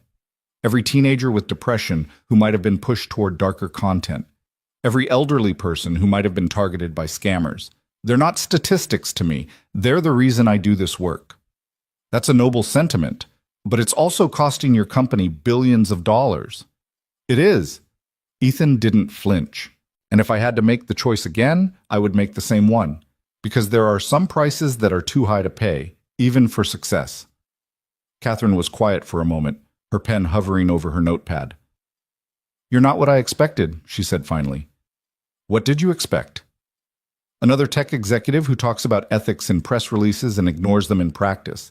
Another leader who puts shareholder value above human welfare." She smiled slightly. "You're actually sincere. That's rare." The article that ran 2 weeks later changed everything. Catherine Wells had done her homework. She'd interviewed Daniel Kim, who spoke eloquently about the courage it took to raise concerns and the relief of being heard. She'd talked to junior engineers who described a culture of honesty and accountability that they'd never experienced at other companies. She'd dug into Ethan's background, the quiet years of competent work, the refusal to play political games, the choice to prioritize his daughter over advancement, and wove it into a narrative of integrity that resonated with readers far beyond the tech industry. The headline read, "The CTO Who Chose Ethics Over Profit and Why It Matters." The response was overwhelming. Within days, the article had been shared millions of times. Ethan's email inbox exploded with messages from people who'd never heard of him before. Parents thanking him for thinking about their children, young professionals inspired by his example, industry veterans who said he'd restored their faith in technology leadership. The stock price, which had been falling steadily for weeks, reversed course and began to climb. "You're a folk hero now," Lucas observed, scrolling through the coverage on his tablet. "The man who stood up to the machine, the conscience of Silicon Valley. I'm just a guy who made a decision." You're a guy who made a decision that everyone else was afraid to make. That's different." Lucas set down the tablet. "The board has backed off, the investors have calmed down, and our competitors are scrambling to explain why they didn't catch similar flaws in their own products. What about the delay? The engineers say they're ahead of schedule on the fix. We might actually launch only 6 weeks late instead of 8. Lucas smiled. "Turns out people work harder when they believe in what they're building." Ethan thought about that, about the engineers who'd rallied around the decision, who'd put in extra hours not because they were forced to, but because they wanted to. About the culture he'd been trying to build, one choice at a time, and how moments like this either reinforced it or destroyed it. "What happens now?" he asked. "Now we finish what we started. We launch a product we can be proud of. And we show the world that doing the right thing isn't just ethically correct, it's also good business." The revised Prometheus system launched in late April to critical acclaim and commercial success that exceeded even the most optimistic projections. The flaw had been fixed, the safeguards had been strengthened, and the story of how it happened, the junior engineer who spoke up, the CTO who listened, the company that chose ethics over expedience, had become part of the product's appeal. People wanted technology they could trust. Grant Technologies was positioning itself as the company that delivered exactly that. Ethan watched the launch from his office, surrounded by the team that had made it possible. Daniel Kim was there, promoted now to senior engineer and already mentoring younger colleagues in the art of speaking truth to power. Jessica Chen was there, coordinating the media response with her characteristic efficiency. Lucas was there, looking more relaxed than Ethan had seen him in months. And Sarah was there, standing at his side with her hand in his, watching him with eyes full of pride. "You did it," she said softly. "We did it." Ethan gestured at the room full of people. "All of us. Together. But you led." She squeezed his hand. "You made the hard choice when no one else would." That mattered. The celebration that followed was boisterous and joyful, engineers and executives mingling in a way that rarely happened at corporate events. Ethan moved through the crowd, accepting congratulations, answering questions, feeling for the first time in months like the weight on his shoulders had lifted. Around midnight, he found a quiet corner and called Sophie. "Dad!" Her voice was bright despite the late hour. "I saw the news. You're famous." "I'm not famous. I'm just a revolutionary leader who's changing the face of technology. That's what the Times called you." They were exaggerating. They were being accurate for once. Sophie's pride carried clearly through the phone. "I told everyone in my dorm about you. They all want to work for Grant Technologies now." "Send me their resumes." Sophie laughed. "I'm serious, Dad. What you did, standing up like that, taking the risk, it matters. Not just for the company, for everyone who's ever been told to shut up and go along with something they knew was wrong." Ethan leaned against the wall, suddenly emotional. "I learned it from you," he said. "What?" "The courage to do the right thing even when it's hard, to stand up for what you believe in even when everyone's telling you to sit down." He cleared his throat. "You've been doing that your whole life, Sophie. Speaking your mind, challenging assumptions, refusing to accept things just because that's how they've always been done." "I learned it from watching you," Sophie said quietly. "Even when you didn't realize you were teaching me." They were both silent for a moment, the connection between them humming with 20 years of shared history. "I love you, Dad." "I love you too, sweetheart. More than you'll ever know." "I know?" Sophie's voice was warm. "Now go celebrate. You've earned it." Ethan hung up and stood there for a while, watching the party continue around him. He thought about the choices that had led to this moment, the reunion, the promotion, the decision to delay Prometheus, all the small and large moments of integrity that had accumulated into something larger than himself. He was, he realized, finally becoming the man he'd always wanted to be. The weeks that followed were a blur of activity that felt different from the crisis-driven chaos of recent months. This was good busy, the kind that came from success rather than struggle. Ethan was in demand. Speaking invitations poured in from conferences across the industry. Academic institutions wanted him to lecture on ethical leadership. Other companies sought his advice on building cultures of accountability. He accepted some opportunities and declined others, carefully choosing the ones that aligned with his values and his time.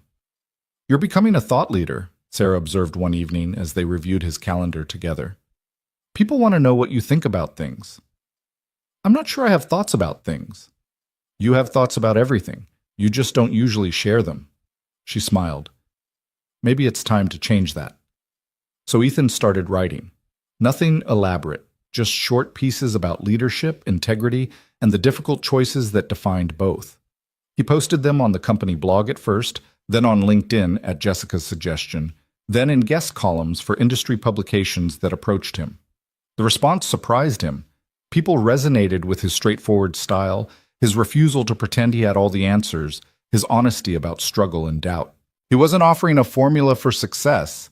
He was sharing a philosophy of trying, of showing up, doing the work, making mistakes, and learning from them. You're good at this, Lucas said after reading a particularly well-received piece about the Prometheus decision. Better than you realize. I'm just telling the truth. That's what makes it powerful. Lucas leaned back. There's something I've been meaning to discuss with you. A proposal. I'm listening. The company is entering a new phase. We've proven we can build technology responsibly. Now we need to show we can scale it. Lucas paused. I'm planning to step back from day-to-day operations. Not retire entirely, but shift my focus to the board level. Strategic guidance rather than tactical leadership. Ethan felt his heart rate increase. What does that mean for the company? It means we need a new CEO, someone who embodies what we stand for. Someone the market trusts, the employees respect, and the public believes in. Lucas met his eyes. I'd like it to be you. The words hung in the air between them. Lucas, Don't answer now. Think about it. Talk to Sarah, talk to Sophie. This is a big decision, and I don't want you to make it hastily. Lucas stood. But know this. You're the right person for this job. Not because you sought it, but because you didn't. The best leaders are the ones who have to be convinced to lead. Ethan drove home that night in a daze, barely registering the familiar streets and traffic lights. CEO of Grant Technologies, one of the most powerful positions in the tech industry. The kind of role that came with private jets and magazine covers and influence over decisions that affected millions of lives. A year ago, the idea would have been laughable. He'd been a senior architect, competent but invisible, deliberately avoiding the ladder he was now being invited to climb. Now he was being offered the top rung. Sarah was waiting for him when he walked through the door, her expression suggesting she already knew something significant had happened. Lucas called, she said. He wanted to make sure you got home safely, said you seemed distracted. He offered me the CEO position. Sarah didn't react with surprise. Instead, she led him to the couch, sat down beside him, and took his hands in hers. What are you thinking? She asked. I don't know. Ethan stared at their intertwined fingers. A year ago, I would have said no immediately. The responsibility, the visibility, the pressure. None of that was what I wanted. And now? Now I'm not sure. He looked up at her. The Prometheus thing showed me something. When I make decisions that matter, when I stand up for what I believe in, good things can happen. Not just for me, but for everyone involved. That's true. But being CEO would mean even more visibility, even more pressure, even more time away from everything else. His voice dropped. From you, from Sophie, from the life we're building. Sarah was quiet for a moment. Can I tell you what I observed during the Prometheus crisis? She asked. Please. I watched you carry the weight of the entire company on your shoulders. I watched you absorb criticism, navigate politics, make decisions that kept you up at night. And through all of it, the stress, the attacks, the uncertainty, I never once saw you compromise who you are. She squeezed his hands. That's rare, Ethan. That's the kind of leadership that changes organizations, changes industries, changes the world. But at what cost? That's the question, isn't it? Sarah's expression was thoughtful. But here's what I've learned from my years as a therapist. The cost of doing something meaningful is almost always worth it. What destroys people isn't hard work or tough challenges. It's meaningless work and empty challenges. Being CEO would be meaningful. Being CEO would be the most meaningful work you've ever done. She touched his face gently. The question isn't whether you're capable of it. You've already proven you are. The question is whether you're willing to accept that capability, to stop hiding from who you've become. Ethan closed his eyes, letting her words sink in. For 20 years, he'd been hiding his talents, his ambitions, his potential, first because Miranda convinced him he didn't have any, then because believing her was easier than challenging himself. He'd built a comfortable life in the shadows, telling himself that invisibility was a virtue rather than a defense mechanism. But he wasn't invisible anymore. The reunion had exposed him. The CTO role had challenged him. The Prometheus decision had defined him. Maybe it was time to stop hiding altogether. What about us? He asked. What about the life we're building?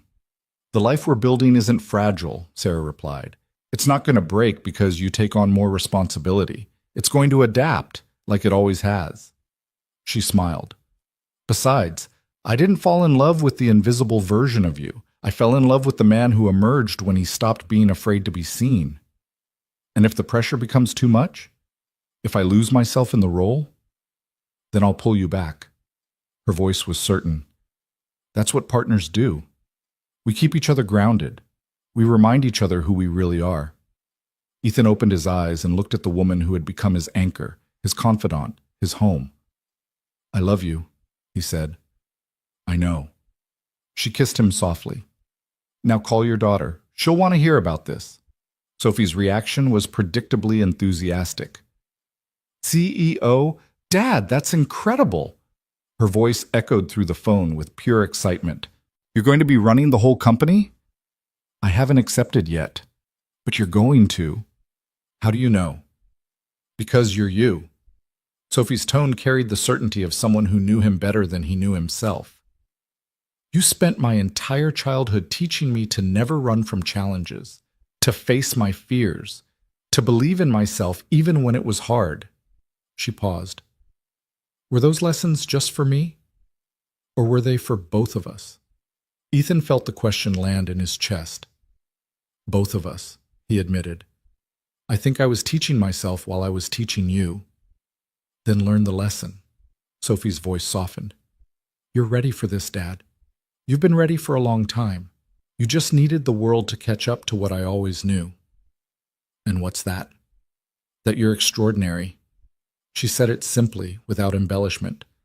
Not because of titles or positions or success, because of who you are, because of how you treat people, because of the choices you make when no one's watching. Ethan's throat tightened. When did you become so wise? I've been wise since I was 15. He could hear her smile. You just didn't notice because you were too busy being a good dad. They talked for another hour about the decision, about her semester at NYT, about the future they were both building in their own ways. By the time Ethan hung up, he'd made his choice. The next morning, he walked into Lucas's office with a clarity he hadn't felt in months. I'll do it, he said. On one condition. Lucas raised an eyebrow. Name it. We keep doing what we've been doing, prioritizing ethics over profit, building technology that helps people rather than exploits them, being the company that others aspire to become. Ethan met his eyes. I didn't spend 20 years in the shadows learning to be another corporate executive who says one thing and does another. If I take this role, I take it as myself, not as a performance. Lucas smiled slowly. That's exactly the condition I was hoping you'd set. Then we have a deal. They shook hands, and Ethan felt something shift inside him. Not the anxiety he'd expected, but a strange calm.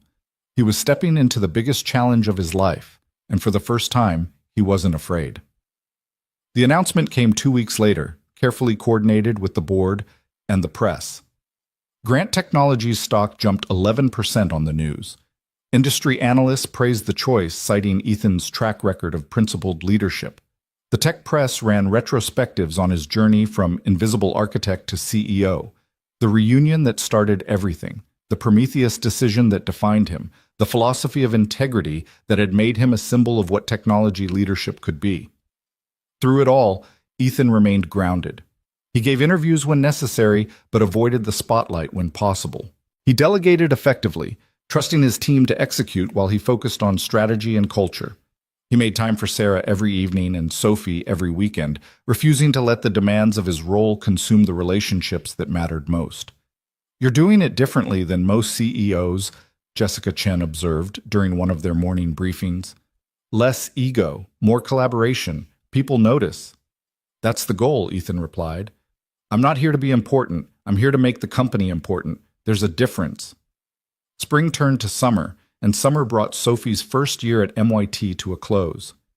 Ethan and Sarah drove up for her final events, the engineering showcase where she presented her freshman project, the team dinner where her swim teammates celebrated another successful season, the quiet afternoon where she showed them around the campus that had become her second home. You look happy here, Ethan observed as they walked along the Charles River. I'm happy here. Sophie's face glowed with contentment. The work is hard, the people are brilliant, and I'm exactly where I'm supposed to be. She glanced at him. Kind of like you. Me? You've changed since the reunion, Dad. You're more yourself, less hidden. She squeezed his arm. It's good. It suits you. Sarah fell back to give them space, and they walked in comfortable silence for a while. Father and daughter, their relationship evolved but unchanged at its core. I'm proud of you, Ethan said finally. I know I say that a lot, but I need you to know how much I mean it. Watching you grow, watching you thrive, watching you become this incredible young woman, it's the greatest privilege of my life. Dad, let me finish. He stopped, turning to face her. When your mother left, I was terrified. Terrified I'd mess things up, that I wasn't enough, that you'd grow up damaged by everything that happened. But you didn't. You became this brilliant, kind, courageous person who challenges me to be better every single day. Sophie's eyes were wet. You're the reason I'm any of those things. I'm one reason. You did the hard work. You made the choices. You became yourself. Ethan pulled her into a hug. I love you. No matter what happens, no matter where life takes us, that will never change. I love you too, Dad. Sophie held on tight. Always. They stood there for a long moment, the river flowing past them, the future stretching ahead full of possibilities neither could fully imagine. The drive home was quiet but peaceful, Sarah's hand warm in his as the miles slipped by. What are you thinking? She asked, as the familiar landscape of home came into view. I'm thinking about how much has changed in the past year. Ethan smiled. A year ago, I was a senior architect afraid to go to my high school reunion. Now I'm CEO of a major company, in love with an amazing woman, watching my daughter thrive at MIT. He shook his head. It doesn't seem real sometimes. It's real. Sarah squeezed his hand. All of it. And it happened because you stopped hiding, because you finally let yourself be seen. Is that what I did? That's exactly what you did. She looked at him with eyes full of love. The man who showed up at that reunion wasn't invisible because he lacked substance. He was invisible because he'd been convinced his substance didn't matter. Once you stopped believing that lie, everything else became possible. Ethan pulled into their driveway and sat for a moment, looking at the house that had become a home. Not just for him now, but for Sarah too. Soon it would be Sophie's home base when she visited from MIT. Maybe someday it would welcome grandchildren, new additions to the family they were building. I have something for you, he said. Sarah looked at him curiously. What is it? He reached into his pocket and pulled out a small velvet box. He'd been carrying it for weeks, waiting for the right moment. On the drive to MIT, he had decided that no moment would ever feel perfect enough, that waiting for perfection was just another form of hiding. Sarah Chen, he said, his voice steady despite the trembling in his hands. You came into my life when I was still learning how to be myself. You've seen me at my worst and my best. You've challenged me, supported me, loved me in ways I didn't know I needed. He opened the box, revealing a simple diamond ring. I want to spend the rest of my life with you. Will you marry me? Sarah's tears spilled over, but she was smiling. Yes, she said. Yes, yes, yes. He slid the ring onto her finger, and they held each other in the fading light, two people who had both been hurt and had both found healing in each other. We should call Sophie, Sarah said eventually, laughing through her tears. She already knows. Ethan grinned. She helped me pick out the ring. Of course she did. Sarah shook her head fondly. That girl coordinates everything. She learned it from her father.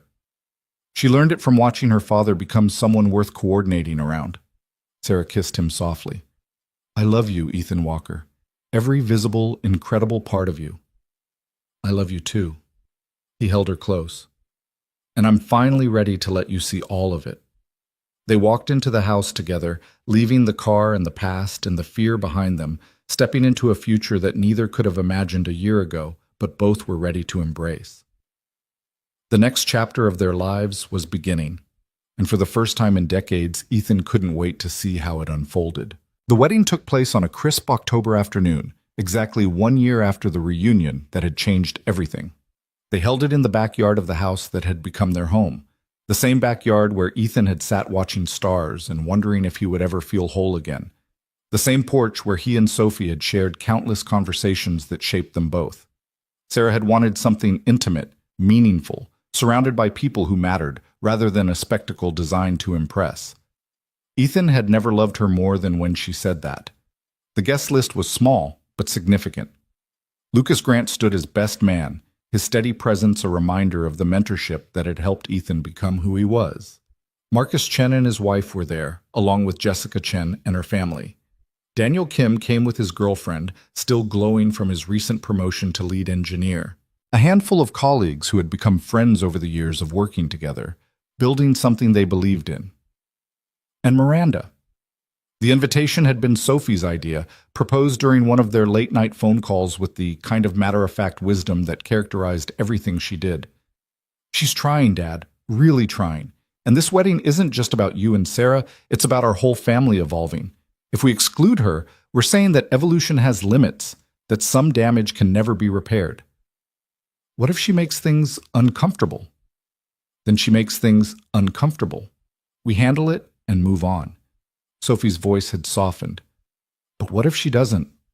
What if this is exactly the opportunity she needs to see that moving forward doesn't mean leaving the past behind? It means integrating it. So Miranda received an invitation, and to Ethan's surprise, she accepted gracefully. "Thank you," she'd said when she called to RSVP. "I know I don't deserve this. I know what I did to you, to Sophie, to us, but I'm grateful for the chance to be there, to witness what you've built." "It's not about deserving," Ethan had replied. "It's about who we want to become, all of us." Now standing at the altar they'd constructed beneath the old oak tree, watching Sarah walk toward him in a simple white dress that took his breath away, Ethan felt the weight of everything that had led to this moment. 20 years of pain, 20 years of believing he wasn't enough, 20 years of hiding from a world that he thought had rejected him.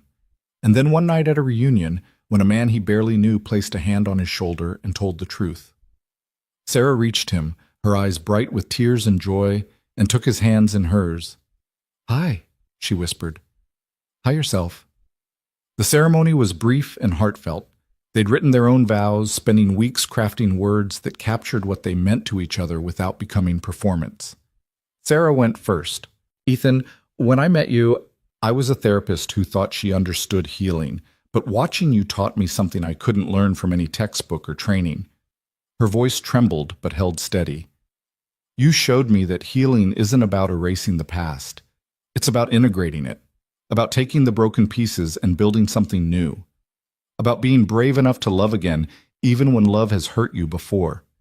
She squeezed his hands. "I promise to be your partner in everything, to celebrate your successes and hold you through your failures, to remind you who you are when the world tries to tell you who you should be, to love the visible version of you, the one who finally stopped hiding, with everything I have." Ethan felt tears slip down his cheeks, but he didn't wipe them away. Some moments deserve to be felt fully. "Sarah," he began, his voice rough with emotion, "a year ago, I was a man who had given up on being seen. I'd spent so long believing I was invisible that I'd stopped trying to be anything else. And then I walked into a gymnasium full of ghosts, and everything changed." He looked at her, really looked, the way he'd learned to look at the people who mattered. "You saw me. Not the mask I wore, not the story I'd been told about myself, not the convenient version that was easier to love. You saw the mess, the fear, the decades of damage, and you stayed anyway. You held up a mirror and showed me someone I didn't recognize, someone worth loving, someone capable of more than I'd ever imagined." His voice strengthened. "I promise to be present, every day, in every way that matters. I promise to choose us, even when the world demands my attention elsewhere. I promise to keep being seen, keep being honest, keep becoming the man you believed I could be before I believed it myself." The officiant, Sarah's old friend from graduate school, pronounced them husband and wife, and Ethan kissed her while their small crowd cheered and Sophie cried happy tears in the front row. The reception that followed was everything they'd hoped for: warm, joyful, filled with laughter and good food and the easy conversation of people who genuinely enjoyed each other's company. Sophie gave a toast that had everyone alternating between tears and laughter. "When I was 6 years old, my mother left, and my father could have become bitter. He could have taught me that love was dangerous, that vulnerability was weakness, that the safest path was to protect yourself from ever being hurt again. She raised her glass toward Ethan and Sarah. Instead, he taught me the opposite. He showed me that love is worth the risk, that being present matters more than being protected, that the people who hurt you don't get to define you, only you get to do that. She turned to address the whole gathering. My dad spent 20 years being invisible, hiding his light because someone told him it wasn't bright enough. And then, one night, he stopped hiding. He let the world see who he really was. And look what happened.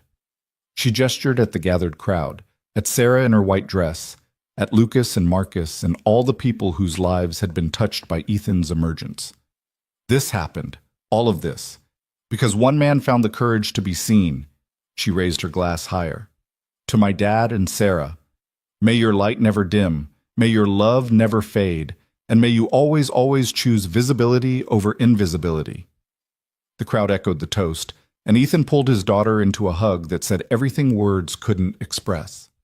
Later, as the evening wound down and guests began to drift away, Ethan found himself standing alone with Miranda near the edge of the yard. She looked different tonight, softer somehow, the sharp edges that had defined her for so long worn smooth by time and reflection. The expensive jewelry was absent. The calculated smile had been replaced by something more genuine, more vulnerable. "Beautiful ceremony," she said quietly. "Thank you for coming. Thank you for inviting me." Miranda was silent for a moment, watching the remaining guests mingle in the warm glow of string lights. "I've been thinking a lot about what Sophie said, about how you could have taught her that love was dangerous, that vulnerability was weakness, about the choice you made instead. It wasn't always a conscious choice. Sometimes I was just doing my best with what I had. That's what makes it remarkable." Miranda turned to face him. "I spent 20 years running from vulnerability, building walls, accumulating achievements, surrounding myself with people who admired me but didn't know me. And what did I end up with? 2 failed marriages, a daughter who had to teach me how to be human, and a lifetime of regret about the man I threw away because I was too broken to recognize his worth." Ethan didn't know what to say. This was more honesty than Miranda had ever offered, more vulnerability than he'd ever seen from her. "I'm not telling you this to make you feel guilty," she continued, "or to ask for anything. I just need you to know that I understand now. What I lost, what you built, the difference between the life I chose and the life you created." "Miranda, let me finish." Her voice cracked slightly. "You were never mediocre, Ethan. You were never small or safe or lacking in ambition. You were extraordinary in ways I couldn't see because I was measuring the wrong things. And I'm sorry. More sorry than I'll ever be able to express." She reached out and touched his arm briefly. "Sarah is lucky to have you. Sophie is lucky to have you. And I'm lucky that you're both generous enough to let me witness what I walked away from." She smiled, and it was the first genuine smile he could remember seeing from her in decades. "Be happy. You deserve it." Then she walked away, leaving Ethan standing in the twilight with a strange sense of closure settling over him. 20 years of carrying her voice in his head. 20 years of believing her story about who he was. And now, finally, the story was ending. Not with revenge or vindication, but with something quieter and more profound: release. The realization that Miranda's opinion of him had never defined him, that he had always been the author of his own narrative, even when he didn't know it. Sarah found him a few minutes later, slipping her hand into his. "You okay?" she asked. "Better than okay." He pulled her close. "I think I just let go of something I've been carrying for a very long time." "Good." She rested her head against his shoulder. "That's what today is for. New beginnings." They stood together in the gathering darkness, husband and wife, watching the stars emerge one by one from the deepening sky. The months that followed the wedding were the most fulfilling of Ethan's life. As CEO, he led Grant Technologies through a period of unprecedented growth and innovation. The Prometheus system became the industry standard for ethical AI development, its success proving that doing the right thing and doing profitable thing weren't mutually exclusive. Other companies began adopting the principles Ethan had championed: transparency, accountability, user protection, not because regulations forced them to, but because the market demanded it. "You're changing the industry," Lucas observed during one of their now quarterly dinners. The former CEO had transitioned fully into his advisory role, offering wisdom when asked, but mostly enjoying watching his successor thrive. Not just the technology, the culture. The culture was ready to change. I just gave it permission. That's leadership, Ethan. Seeing what's possible and making space for it to happen. Lucas raised his glass.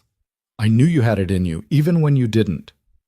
At home, life settled into a rhythm that felt both new and familiar. Sarah continued her therapy practice, expanding to include executive coaching after several of Ethan's colleagues sought her help navigating the pressures of leadership. They traveled when they could, short trips to places neither had visited, longer adventures when schedules permitted, building a shared library of experiences that deepened their connection. Sophie flourished at MIT her sophomore year, bringing research opportunities and leadership roles that pushed her toward the future she'd always envisioned. She called every week, visited when she could, and maintained the group chat with Sarah that Ethan still wasn't officially supposed to know about. She's coordinating our anniversary surprise, Sarah mentioned casually one evening. How do you know? She accidentally included me in a text meant for your assistant. Sarah grinned. Don't tell her I know. It's more fun to watch her scramble. The anniversary surprise turned out to be a gathering of everyone who had played a significant role in Ethan's transformation. Lucas was there, of course, along with Marcus and his family. Daniel Kim came with news of his recent engagement. Jessica Chen brought her grandmother, who insisted on telling Ethan about a conversation she'd had with Sarah months ago, predicting everything that had happened since. Even Miranda came, bearing a gift that took Ethan's breath away. A restored photograph from their wedding day, one he'd thought was lost forever, showing him and Sophie as an infant in his arms, both of them beaming at the camera. I found it in storage, Miranda explained. I thought maybe it was time to give it back. The photograph sat on his desk now, next to the one of Sophie at her swimming championship. Two moments from different eras of his life connected by the thread of love that had remained constant through everything. 2 years after the reunion, Ethan received an invitation that brought everything full circle. The Westbrook High School class of 2005 was holding another gathering, not a full reunion, but a smaller event to celebrate the 20th anniversary of their graduation. The invitation came with a personal note from Marcus Chen, who was organizing it. I know the last reunion was complicated for you, Marcus had written, but a lot has changed since then. I think people would like to see you, the real you, if you're willing. Ethan discussed it with Sarah over dinner. What do you want to do? She asked. Part of me thinks I should let it go, that returning would be revisiting old wounds that have already healed. And the other part? Ethan considered. The other part thinks that healing means being able to return to places that once hurt you, not to prove anything, but to show yourself that the power they held over you is gone. Sarah nodded slowly. That sounds like something a very wise therapist might say. I learned from the best. He reached across the table and took her hand. Will you come with me? Wouldn't miss it. Sophie insisted on flying in for the event, claiming she wanted to see the scene of the crime that started everything. In reality, Ethan suspected she wanted to ensure her father had backup if things went sideways, but things didn't go sideways. The gathering was smaller than the reunion, maybe 50 people instead of 200 held in a restaurant rather than the gymnasium. The atmosphere was different too, more relaxed, less performative, as if 20 years plus 2 had finally worn away the high school hierarchies that had once defined them all. People approached Ethan throughout the evening, not to gawk at the famous CEO, but to genuinely reconnect. David Park wanted to talk about his kid's interest in coding. Jenny Morrison shared stories about her nonprofit work and asked for career advice. Even people who had barely acknowledged his existence in high school seemed genuinely interested in who he'd become. You're not the same person who walked in here 2 years ago, Marcus observed as they stood near the bar with drinks in hand. Neither are you. True, but I was always comfortable in my own skin. Marcus shook his head. You were carrying something that night, something heavy. I could see it weighing on you. You saw that?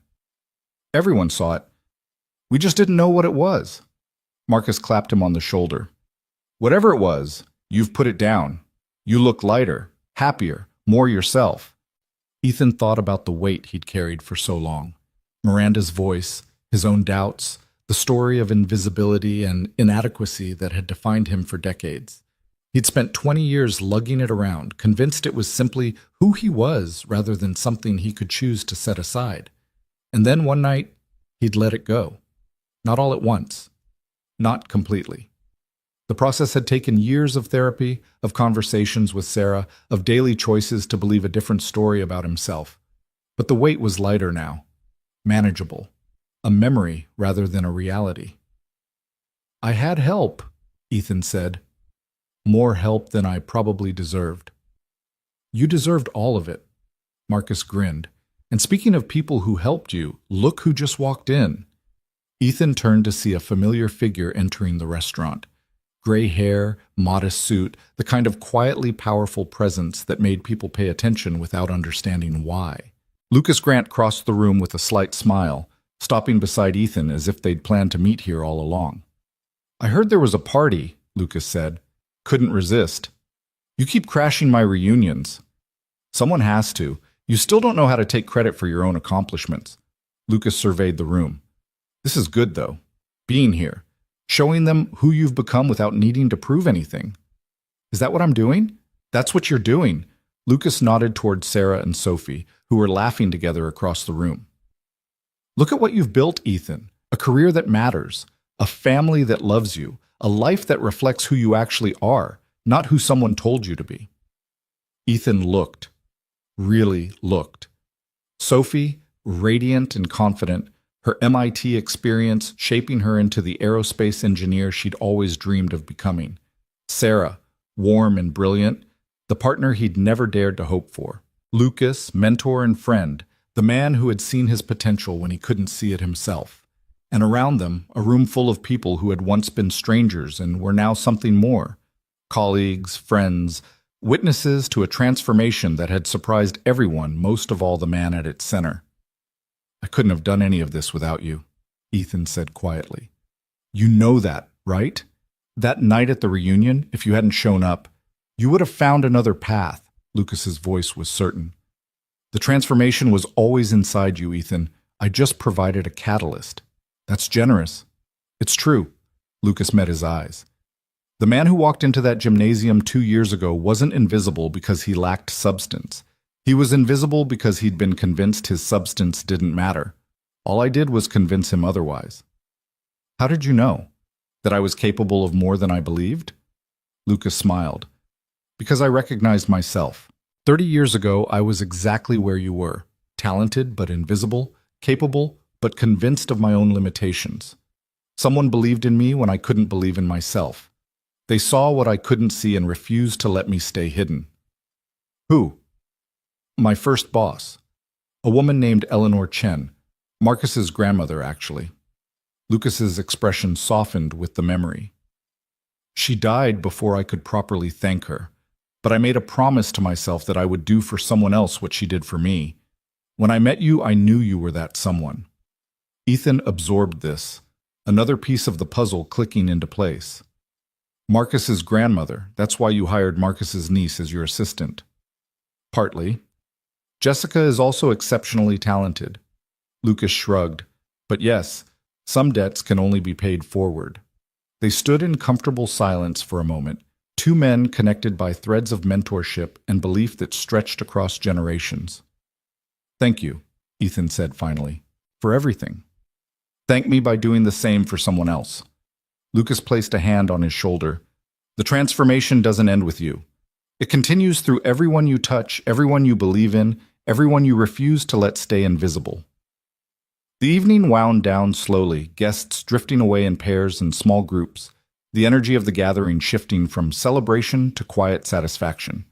Ethan found himself standing with Sarah and Sophie near the exit, saying goodbyes to people who had once been strangers and were now something more. "Ready to go?" Sarah asked, squeezing his hand. "Almost." Ethan turned to take one last look at the room, the familiar faces, the evidence of lives lived and changed and continuing to evolve. "I just want to remember this." "Remember what?" "All of it," he smiled. "The feeling of being exactly where I'm supposed to be. with exactly the people I'm supposed to be with. Sophie wrapped an arm around him. Getting sentimental in your old age, Dad? Getting grateful. He pulled both women closer. There's a difference. They walked out together into the warm night, leaving the reunion behind, carrying its memories forward into whatever came next. The drive home was quiet but full, that particular kind of silence that happens when people are so comfortable together that words become optional. Sophie had caught an earlier flight and was already asleep in the guest room. Sarah drove while Ethan watched the familiar landscape pass by outside the window. "What are you thinking?" she asked eventually. "I'm thinking about how strange life is, how the worst moments can lead to the best outcomes, how the person you're most afraid to face can become the catalyst for everything that matters." "Miranda?" "Miranda, the reunion, all of it." Ethan turned to look at his wife. His wife, still a concept that filled him with wonder. If she hadn't hurt me, I never would have become who I am. If I hadn't been invisible for 20 years, I never would have appreciated what it meant to be seen. Sarah nodded slowly. That's what integration looks like. Not erasing the past, but understanding how it shaped you. Finding meaning in the pain. Is that your professional opinion? That's my personal experience. She reached over and took his hand. I went through my own dark years, Ethan. My own seasons of feeling invisible and inadequate. And coming out the other side, learning that survival isn't just about enduring, but about transforming. That's what made me who I am. We found each other at exactly the right time, didn't we? We found each other when we were both ready. That's all anyone can ask for. They pulled into the driveway of the house that had become their home. The lights were off except for the porch lamp, casting a warm glow across the front yard. Everything looked exactly as it always had, yet somehow different, richer, more meaningful, infused with the weight of everything they'd built together. Ethan sat for a moment after Sarah turned off the engine, looking at the house, the yard, the life he'd created from the rubble of the one that had collapsed. I used to be afraid of this, he said quietly. Of what? Of happiness. Of having something worth losing. He shook his head. For years after Miranda left, I kept my life small on purpose. Didn't pursue promotions. Didn't seek relationships. Didn't let myself want anything too much because wanting meant risking, and risking meant potentially experiencing that kind of pain again. And now? Now I understand that the risk is the whole point. He turned to face her. Loving you, building a life with you, letting myself be seen, it's terrifying. Every single day I'm aware of how much I could lose, but I'm also aware of how much I would have missed if I'd stayed hidden, and the joy outweighs the fear, every time. Sarah's eyes glistened in the dim light. That might be the most romantic thing you've ever said to me. I'm a CEO now. I'm getting better at speeches. She laughed and kissed him, and they sat there in the car like teenagers, making out in the driveway of their own home until the porch light flickered. Sophie signaled that they should come inside before the neighbors started talking. The next morning, Ethan woke early and slipped out of bed without disturbing Sarah. He made coffee and took it to the back porch, settling into the same chair where he'd sat so many times before, processing difficult decisions, recovering from hard conversations, watching his daughter grow up and his life transform. The sun was just beginning to rise, painting the sky in shades of pink and gold. Birds were stirring in the trees. Somewhere in the distance, a dog barked and was answered by another. Ordinary moments. The kind he'd spent 20 years taking for granted, then 20 months learning to cherish. He thought about the journey that had brought him here, the reunion that had started everything. Lucas's hand on his shoulder, telling the truth about who he was. The CTO announcement that had changed how the world saw him. Sarah, who had changed how he saw himself. Sophie, who had never stopped believing in him even when he couldn't believe in himself. And Miranda, whose cruelty had broken him and whose evolution had shown him that broken things could be remade. He thought about the lessons he'd learned. That visibility wasn't weakness, but strength. That vulnerability wasn't risk, but connection. That the stories we tell ourselves about who we are can be rewritten if we're brave enough to pick up the pen. He thought about the future stretching ahead. More challenges at Grant Technologies, more growth with Sarah, watching Sophie launch into her career and eventually start her own family. There would be difficulties. There would be setbacks. There would be moments when the old voice tried to whisper that he wasn't enough, that he didn't deserve this, that it could all be taken away. But he knew now how to answer that voice, not with argument or evidence, but with presence, with showing up, with making the choice every single day to be visible rather than invisible, to engage rather than retreat, to live rather than merely exist. "You're up early." Sophie appeared in the doorway, wrapped in her favorite oversized sweater, hair tousled from sleep. "Couldn't sleep. Too much to think about." "Good thoughts?" "The best kind." He patted the chair beside him. "Join me?" She settled into the seat, pulling her knees up to her chest the way she'd done since childhood. "I've been thinking about what you said at the wedding," Ethan said. "About how I could have taught you that love was dangerous, that vulnerability was weakness, about the choice I made instead." "I meant every word." "I know, but I want you to know something else." He turned to face her. "The choice I made, to love openly, to be present, to believe in the possibility of good things even after everything fell apart, I didn't make it for noble reasons. I made it because I couldn't stand the alternative, because the thought of you growing up afraid of love the way I was afraid of love was worse than any pain I might experience." Sophie's expression softened. "You made it for me. I made it for both of us, but you were the reason I found the strength." He reached over and took her hand. "You saved me, Sophie. Not just once, but every day of your life. Every time you smiled at me, every time you asked for help with homework, every time you fell asleep on my shoulder during movie nights, you reminded me why it mattered, why I mattered." "Dad, I know I'm not supposed to put that kind of weight on a child. I know parents are supposed to find their own strength, their own purpose. But the truth is, I didn't have that strength on my own. I needed you to believe in me before I could believe in myself." Sophie's eyes were wet, but she was smiling. "That's the thing about family," she said quietly. "We carry each other's strength when our own runs out. You did that for me too, you know. Every time I doubted myself, every time I thought I wasn't good enough, you were there, believing in me, showing me what was possible. I guess we saved each other." "I guess we did." She squeezed his hand. "And now look at us. You're CEO of a major company, married to an amazing woman, happier than I've ever seen you, and I'm at MIT studying to design spacecraft exactly where I'm supposed to be. Pretty good for two people who used to eat cereal for dinner 3 nights a week," Sophie laughed. "Those were good nights. I never minded." "Neither did I." Ethan smiled at the memory. "Neither did I." They sat together in comfortable silence, watching the sun climb higher, painting the world in gold. Sarah found them there half an hour later, joining them on the porch with her own coffee, the three of them forming a circle that had become their foundation. "What are you two conspiring about?" she asked. "Nothing," Sophie grinned. "Just planning how to coordinate Dad's schedule for the next year without him noticing." "I heard that." "You were supposed to." Sophie stood, stretching. "I should pack. My flight's in a few hours." "Already?" "Semester starts soon. Can't miss the first week." She bent to kiss Ethan's cheek, then Sarah's. "Thank you both, for everything. For this weekend, for the wedding, for the past 2 years, for showing me what a real family looks like." "We're the ones who should thank you," Sarah said, "for coordinating everything behind the scenes. Someone has to keep things running." Sophie headed for the door, then paused.